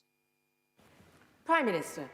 This is all. I'm very grateful to my honourable friend. This is already a very fast unlocking programme by other international standards. The timetable is dictated, as I've explained, by the intervals we need to evaluate the effect of each successive lockdown. And I think what people want to see, what businesses want, is as much certainty as possible rather than uncertainty. And that's what we aim to provide. Going to Ben Bradshaw. Ben Bradshaw. Forgive me, Madam Deputy Speaker. I didn't hear the Prime Minister's reply just then because one of the Zoom operators was talking to another member. But the Prime Minister is absolutely right to say that we should be driven by the data and not dates, and that his dates are therefore subject to review. But given the stunning success of the vaccination programme, with the evidence today of how it prevents serious illness and death, why is he not prepared to bring his dates forward as well as back if the data justifies that? Prime Minister. He didn't hear my answer to the last question, so I'll repeat it because his question is really identical to several previous questions. The answer is that you need time to evaluate the success or otherwise of each lockdown, of each unlocking. And you need 4 weeks to see what's happened. And bear in mind, Madam Deputy Speaker, that we are dealing with a disease that is extremely contagious and large numbers of people who are still unvaccinated and still very vulnerable. So we have to proceed with caution. So that's why there's the interval, the 4 5-week interval that we have. And the second reason is that we want a timetable that we can stick to. And I think people would really much rather have a sense of certainty and security, the maximum possible certainty and security, rather than any sense that it's fluid again and they could move one way, or the date they have in their heads could change. And I think that is very, very important. Certainty in this particular case, in this particular roadmap, is of great value. 66 withdrawn, so we go to Geraint Davis. Geraint Davis. Thank you, Madam Deputy Speaker. Prime Minister, in Wales, excess deaths over the 5-year average are 13% more compared to 20% more in England. So will the Prime Minister ensure on the UK government website that it says if you live in more highly infectious areas of England, you should not travel to Wales? Prime Minister. The restrictions throughout the country apply both in England, Wales, Scotland and Northern Ireland. They will continue to apply for the duration of the pandemic. Moving to Robert Halfon. Robert Halfon. Thank you, Madam Deputy Speaker. I really welcome the Prime Minister's statement, which will give certainty to businesses and constituents in Harlow. And it's really good news about school reopenings on the 8th of March. Given that so many children have lost months of school, impacting their education, attainment and mental health, will he ensure that every pupil is assessed for their loss of learning and how much catch-up is needed? And will he consider extending the school day, not by putting an extra burden on teachers and support staff, but by using civil society to offer sporting activities, mental health support and academic catch-up where necessary? Prime Minister. I thank my right honourable friend. That's exactly why I've appointed Sir Kevin Collins to be the Educational Recovery Commissioner to champion all those ideas, all those initiatives that he's just rightly mentioned, and he'll be hearing more about that all later this week. Now going to Joanna Cherry. Joanna Cherry. Thank you, Madam Deputy Speaker. While the government's announcement that indoor care home visiting for one named person, one named relative, is to be permitted from 8th March, while that sounds like progress, the fact that this remains a matter for guidance only is very concerning.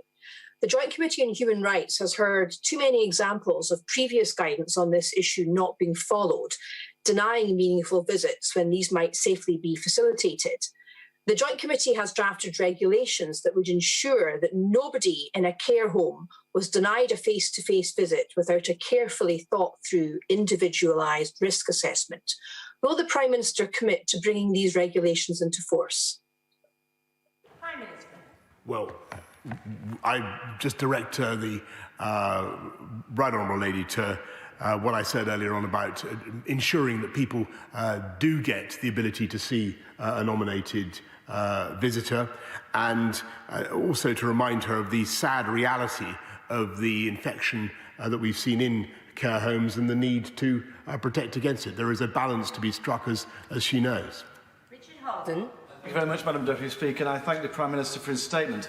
Everyone, especially young people, small businesses in the hospitality and pub sector in North West Durham, but across the country, have made massive sacrifices to achieve the huge progress in tackling the pandemic. As long as the government's world-leading vaccine programme continues, the roadmap means we'll now be off almost restrictions by late June, with that certain approach the Prime Minister is pushing for. Therefore, can I extend to him an invitation to the Prime Minister, his fiancée Carrie, Wilfred and Dylan to visit North West Durham this summer to see some of Britain's most beautiful but least well-known countryside? I thank my honourable friend. I can't. Wild horses wouldn't keep me away from North West Durham. I can tell him that. We now go to Asfal Khan. Asfal Khan. Thank you, Madam Deputy Speaker. Earlier this month, nearly half of constituents I surveyed reported severe levels of financial insecurity. Shockingly, almost a third also said they struggle to afford daily living costs. This is the financial reality of millions around the country. One respondent told me that they feel hopeless, utterly hopeless about their financial situation. The Prime Minister could now deliver some peace of mind for my constituents by agreeing to extend the support schemes that have kept many families afloat during this crisis. This includes expanding payments for people self-isolating. Will he do so? Prime Minister. We'll continue to look after people throughout the pandemic. Jacob Young. Thank you, Madam Deputy Speaker. Our vaccine rollout so far has been an amazing success, and I want to thank those at Eston PCN, Redcar Hospital, James Cook and the Government for their efforts in delivering it. We're hitting targets and reaching new milestones each day, and soon we will have the Novavax vaccine made in Teesside to help us as well. Can I ask the Prime Minister when he expects this new Teesside vaccine to be approved by the MHRA? I was thrilled to go up to Teesside and to see the site where the Novavax vaccine will be made, and in fact to look at one of the bioreactors that will be used. I can't give an exact date by which the MHRA will give approval, but we're pretty confident, Madam Deputy Speaker, that it will be forthcoming before too long. Now going to Graham Morris. Graham Morris. Thank you, Madam Deputy Speaker. Is the Prime Minister aware of the Catch Up with Cancer campaign and the urgent need for funding to clear the cancer backlog? Otherwise, we risk turning the COVID crisis into a cancer crisis with tens of thousands more lives lost. Will he commit to the funding to create a world-class cancer service and work with the Catch Up with Cancer campaign to deliver the investment we need in the cancer workforce, in new equipment, and in the IT networks that we urgently need to tackle this backlog? Prime Minister.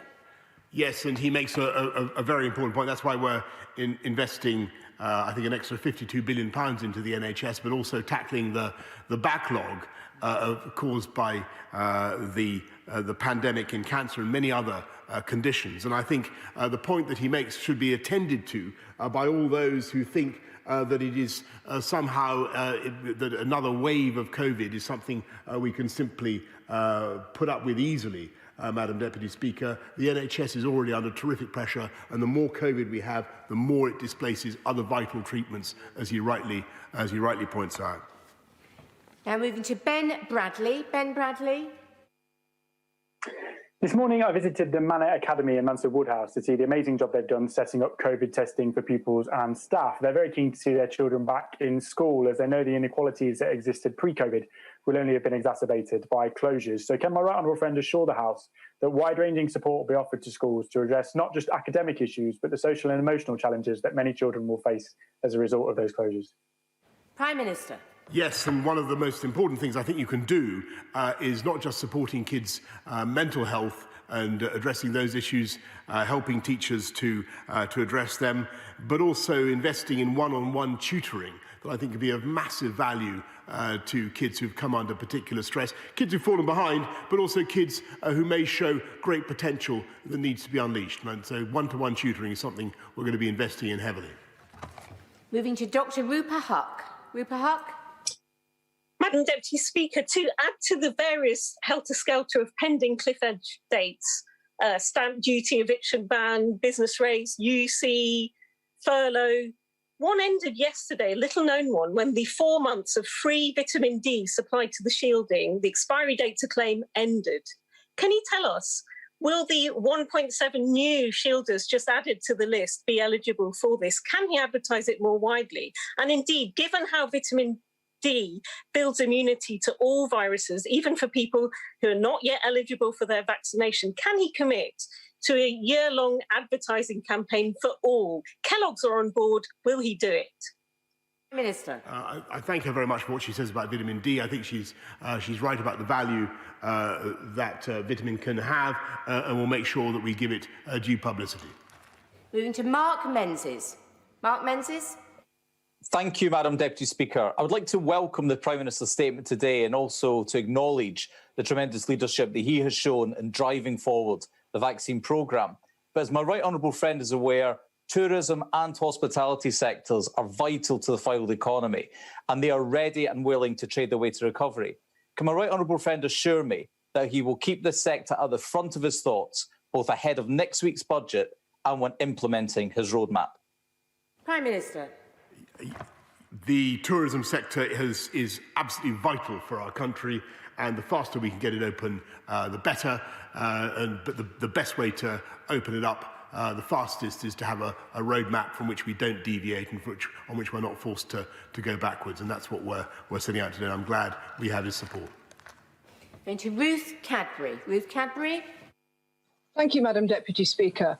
The Prime Minister has today both acknowledged the importance of holidays abroad, but also that strict quarantine is essential to address global transmission of COVID.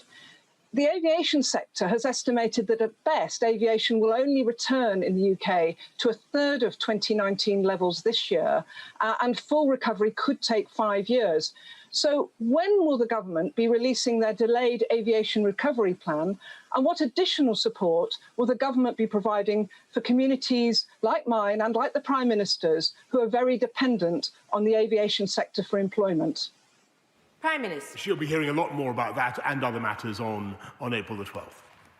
Moving to Dr. James Davis. Dr. James Davis.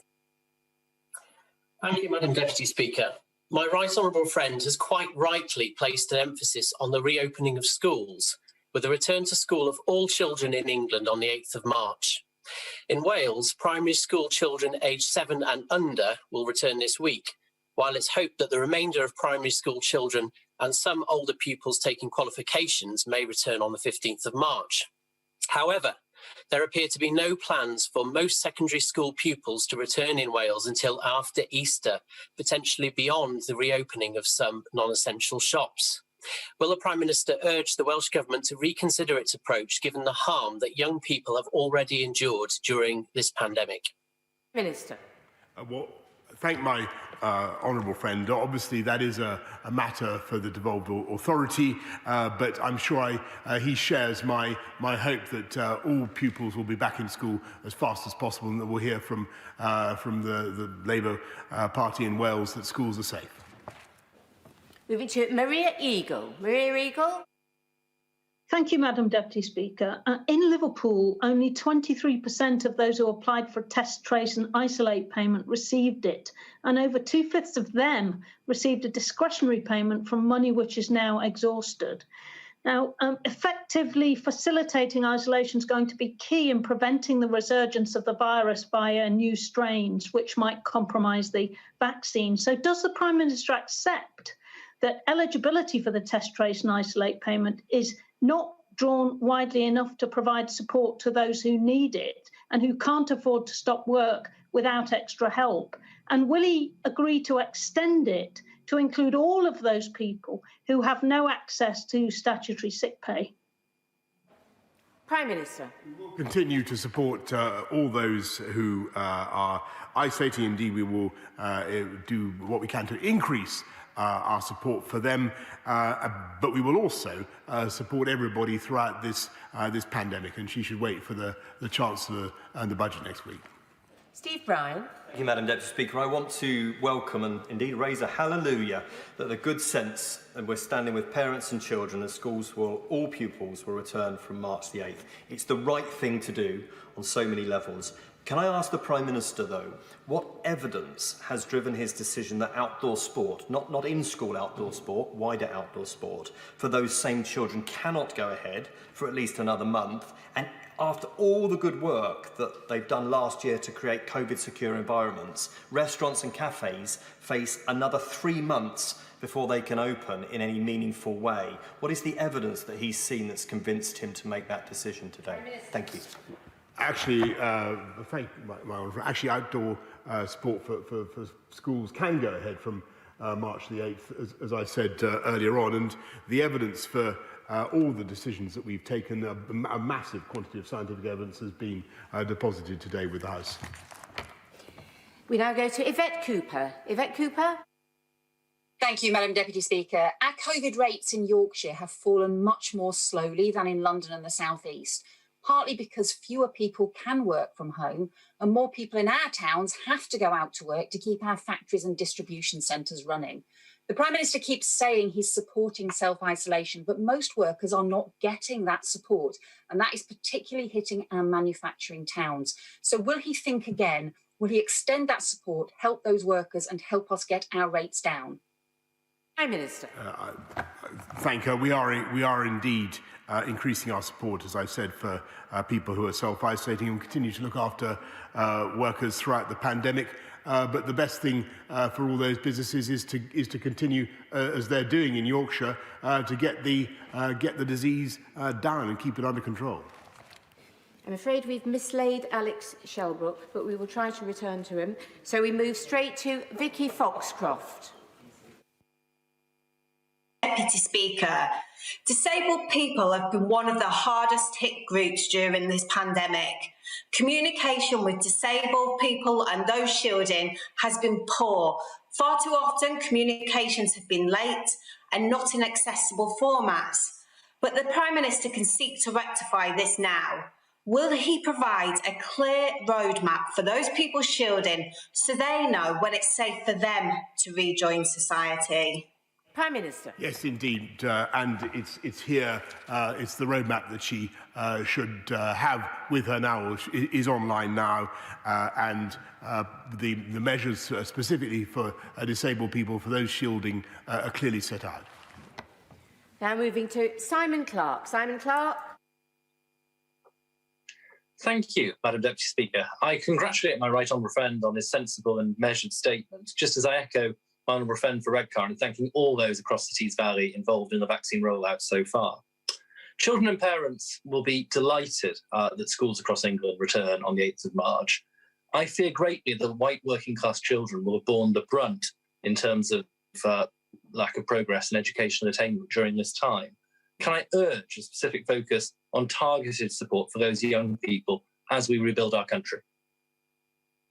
Prime Minister. We will, I'm really grateful, we will support all pupils who've suffered loss to their learning as a result of the pandemic, and that's why I think we've got 1.3 million laptops we've now distributed, put another billion and 1.3 billion into catch-up of all kinds. But, you know, he's totally right to focus on this. It is, I think, the #1 challenge the country faces now. Smith. Thank you, Madam Deputy Speaker. Our university students, many of whom were not eligible for furlough for their part-time jobs, were already struggling financially. Today's roadmap suggests the vast majority of those students won't be able to return to their university accommodation until after Easter at best. They're legally being prevented from returning to accommodation they're obliged to pay for. Does the Prime Minister think this fair? And if he doesn't think it's fair, what's he going to do about it? Prime Minister.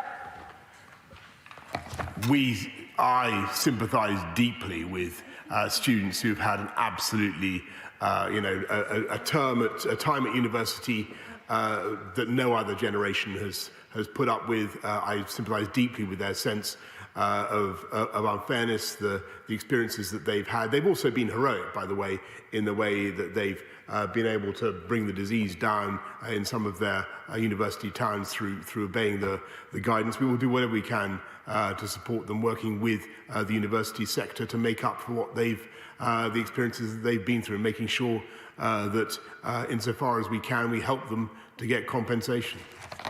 Mark Fletcher. Thank you, Madam Deputy Speaker, and I very much welcome the Prime Minister's statement today and a sustainable way out of this situation. And it is absolutely right that we prioritise the reopening of schools and getting all children back into the classroom. Does the Prime Minister agree with me that it is now essential that we work with parents and teachers and schools to develop a long-term plan for pupils to catch up on the education that they have missed out on, particularly in areas like Bolsover?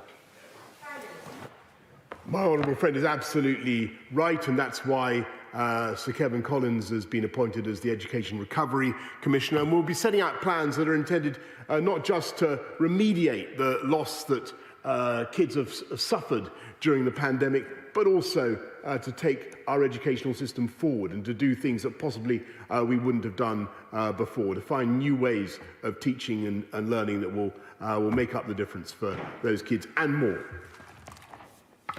So we've relocated Alex Shelbrook, so we'll go now to him. Alex Shelbrook. Thank you, Madam Deputy Speaker. Madam Deputy Speaker, in my constituency, there are a lot of strong community events, especially things such as Zumba classes, which I get a lot of emails on. So could I ask my right honourable friend, when does he envisage that indoor activities in village halls and the like for Zumba classes may be allowed to start again? Prime Minister.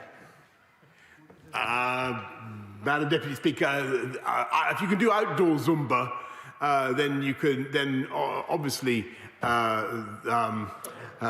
the 29th is the date for you. Always assuming you can't do it one-on-one, in which case you could do it earlier.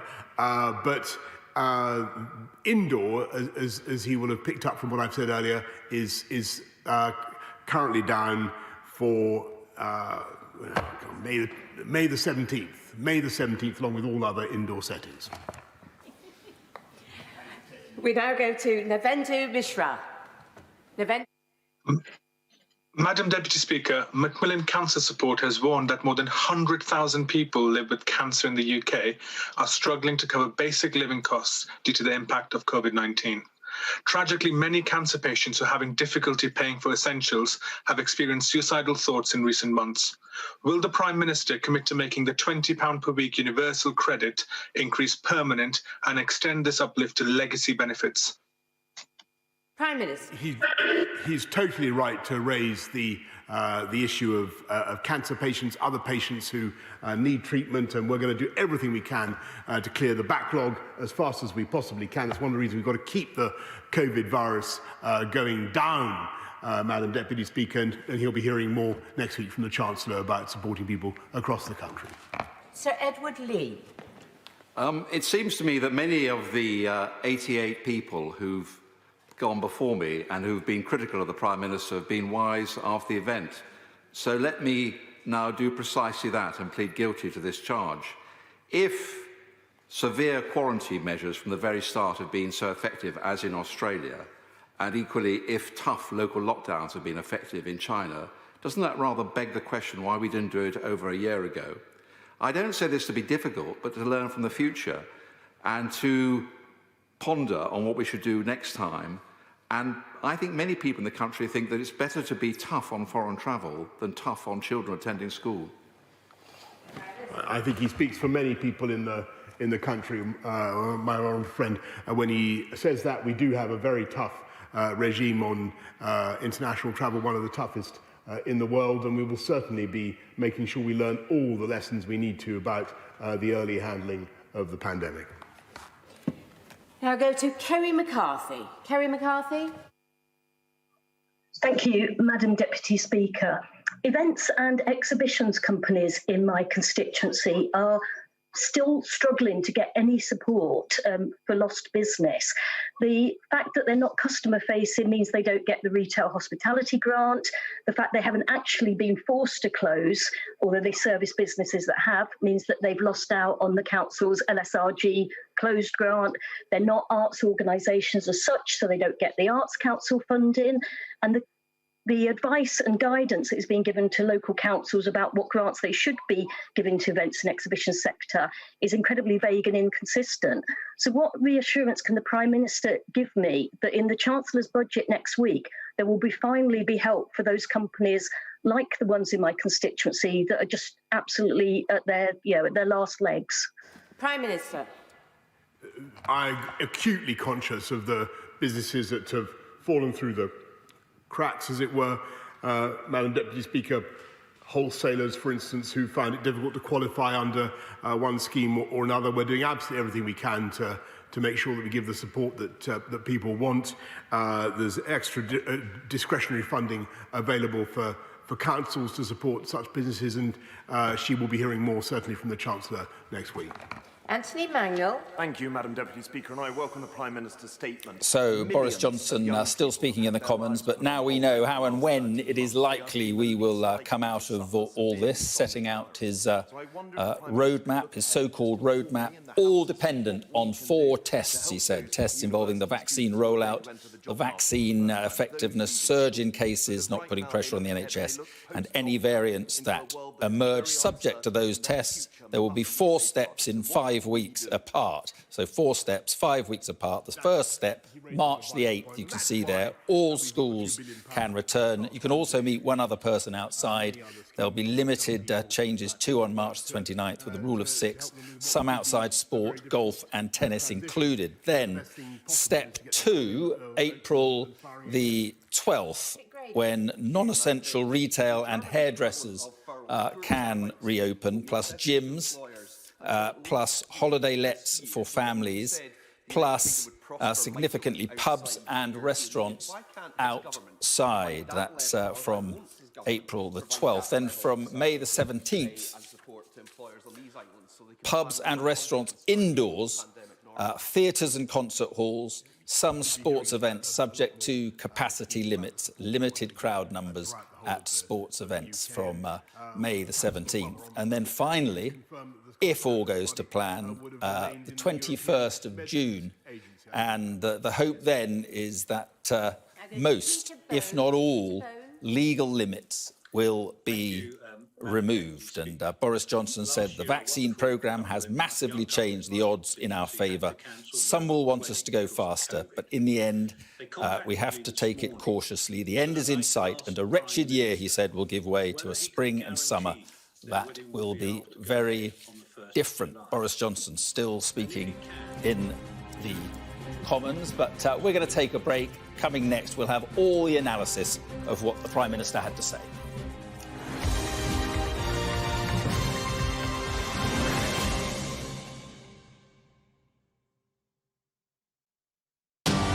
For the early risers. We examine the story beyond the headline. For the knowledge seekers. Welcome to Divided States. For the straight talkers, the curious, and the ones who want to be entertained. Backstage, Sky News' entertainment podcast. For wherever you are. Welcome to Sophie Ridge on Sunday podcast. For the ones who want to know more. Welcome to the All Out Politics podcast. For the listeners. From Sky News Storycast. Sky News Podcasts. Listen and subscribe for free.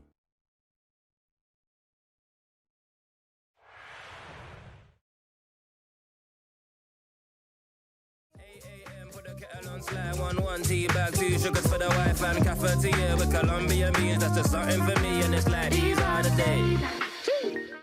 Toxic masculinity are these ideals that we can tell ourselves are really positive. For example, never crying, but you go through difficult situations in life and you realize that actually those ideals can be quite detrimental to your mental health.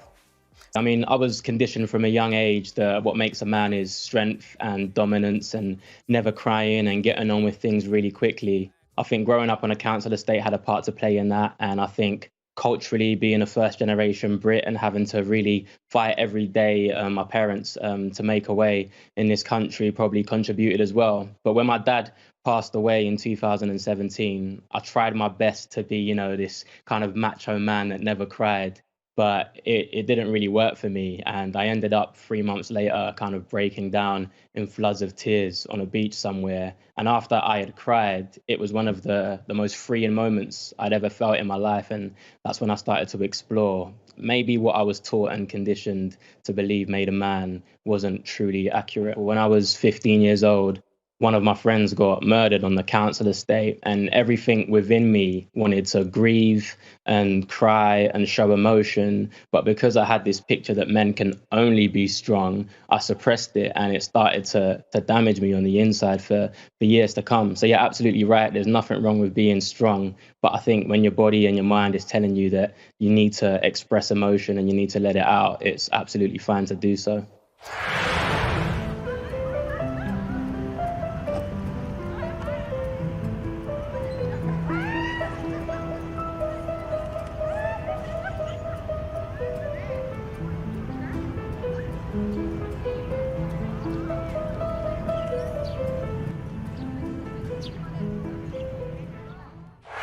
I'm Alex Crawford and I'm Sky's special correspondent based in Istanbul. We aim to be the best and most trusted place for news.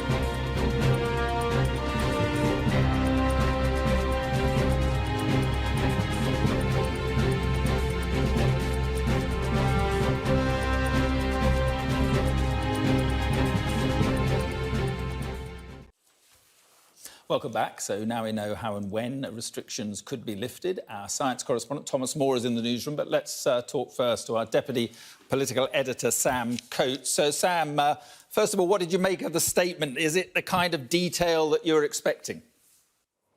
Yes, I think that what Boris Johnson has done is set out a lockdown lifting plan, which, judging by the answers to his questions and the points made in the House of Commons chamber, broadly commands the support of the House of Commons. I think he has managed to come up with a plan that's perhaps slightly slower than some people want, but bound people in with this promise that it will be irreversible. Now, that means that he is essentially committing that there will never be a lockdown number 4. That's how he got cabinet ministers to agree to it yesterday. And that's how he sold it to the MPs in the House of Commons chamber and effectively to the country. There was a huge amount of detail, both about the nuances of the plans and what you can and cannot do at each stage.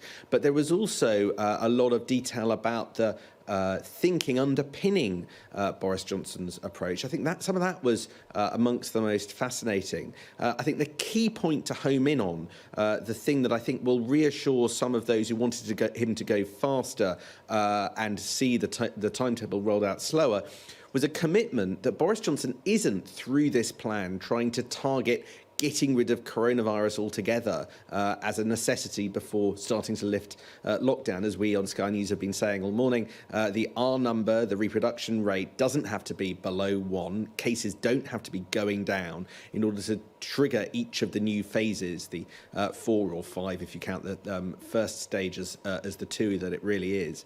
And instead you can have cases going up, but the other metrics that they're using going down, and you can still push through them. And also also a concession that there is going to be coronavirus in society because vaccines are not completely effective because some people won't have them, kids don't take them, and they aren't entirely effective. So the admission of the kind of realities of the plan, I think, will help bind in some of his backbenchers who otherwise would have been nervous. But yes, Boris Johnson, by getting Keir Starmer and his backbenchers on side, clearly has the votes and the political support from today's plan.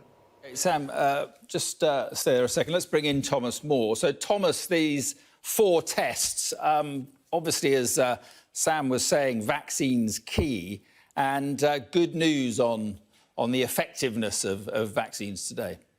Yes, certainly some good news, Mark, but it's not a perfect vaccine that we have, and that is the problem. It's going to be extremely difficult to reach herd immunity that might suppress infection levels to very low rates, and that is what is the peril in lifting lockdown particularly too quickly. And what we've heard today is really some dates for our diaries. It doesn't sound like the data is really driving policy. There is a huge uncertainty to the data, and partly because of the vaccines and how much virus would still spread as lockdown is eased, but also because of these variants which are cropping up, and they're not just cropping up abroad. So any travel quarantine is not going to exclude the possibility of these arising at home, that we have homegrown variants that are going to cause more disease in the future.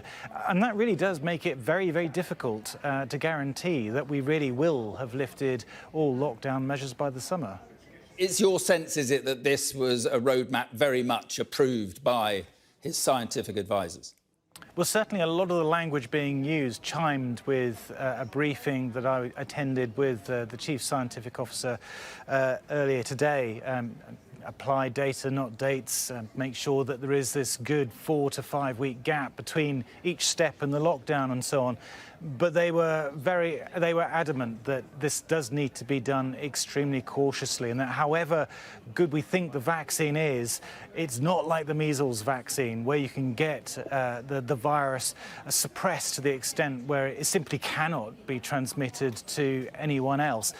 The coronavirus vaccines just aren't that good, and as Sam said, 1/5 of the population, the children, are not going to have the vaccine, and then you've got all those who don't want it or can't have it. So there's going to be an awful lot of vulnerable people to this virus, and they are the ones who would be at risk of going into hospital and dying if lockdown is lifted too soon and allowing contact between people that also allows the virus to spread. OK, and just, Sam, a last word with you. I mean, what is it? Hospitality and pubs and restaurants opening indoors is still 3 months away, effectively. So there will be pressure on the Chancellor now to do more, extend what he's been doing. Absolutely. And to be honest, I think Boris Johnson told us what Rishi Sunak is going to announce in the budget next week, which is an extension probably for 6 months to an awful lot of those schemes to get us through coronavirus. And I think what's interesting about that is it probably is going to be 6 months, because today the Prime Minister outlined a timetable until June, and he hopes it is June, could be extended, for what he says is pretty much total reopening. But it's interesting what won't have happened by that point. Let me just run you through the list. At that point in June, there'll still be the 1 metre plus rule that requires you to stay a certain distance away from others internally. There is no certainty at the moment about international travel, whether that will be back on the agenda. Clearly huge enthusiasm inside government for that to be the case, but they can't say yet, and it takes 2 to tango. You've got to see what other countries do. And they haven't yet worked out how mass events will work. Will this mass testing plan that you've read a bit about, you've heard a bit about from us, that they're clearly thinking about, really solve entry into nightclubs, entry into concerts, and help get stadiums fully back open rather than just half full, which is the promise at the moment. And what will happen with vaccine passports? But the one thing we know is they don't want to call them vaccine passports, but that's one of the things that they are looking at to let you into various events. OK, Sam, thank you very much indeed. And Thomas Moore, thank you as well. And just a reminder that the Prime Minister will be holding a news briefing from Downing Street. He will be speaking to the nation at 7 o'clock this evening, and he'll be joined by the government's Chief Scientific Advisor, Sir Patrick Vallance, and the Chief Medical Officer for England. That's Professor Chris Whitty. And we'll be bringing you a special programme, Easing the lockdown. That is with Anna Botting, and that is tonight from 9 p.m. Now, just time for a quick look at the weather.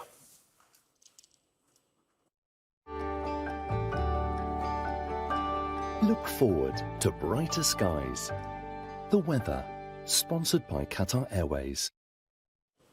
Northern and western parts will be very wet and windy tomorrow with a risk of flooding. The Met Office have issued amber warnings for heavy rain over parts of Scotland and yellow warnings for much of the north. There are amber and yellow warnings for Ireland too. Before then, it'll be mainly dry this evening, but the west of Ireland will turn wet and windy.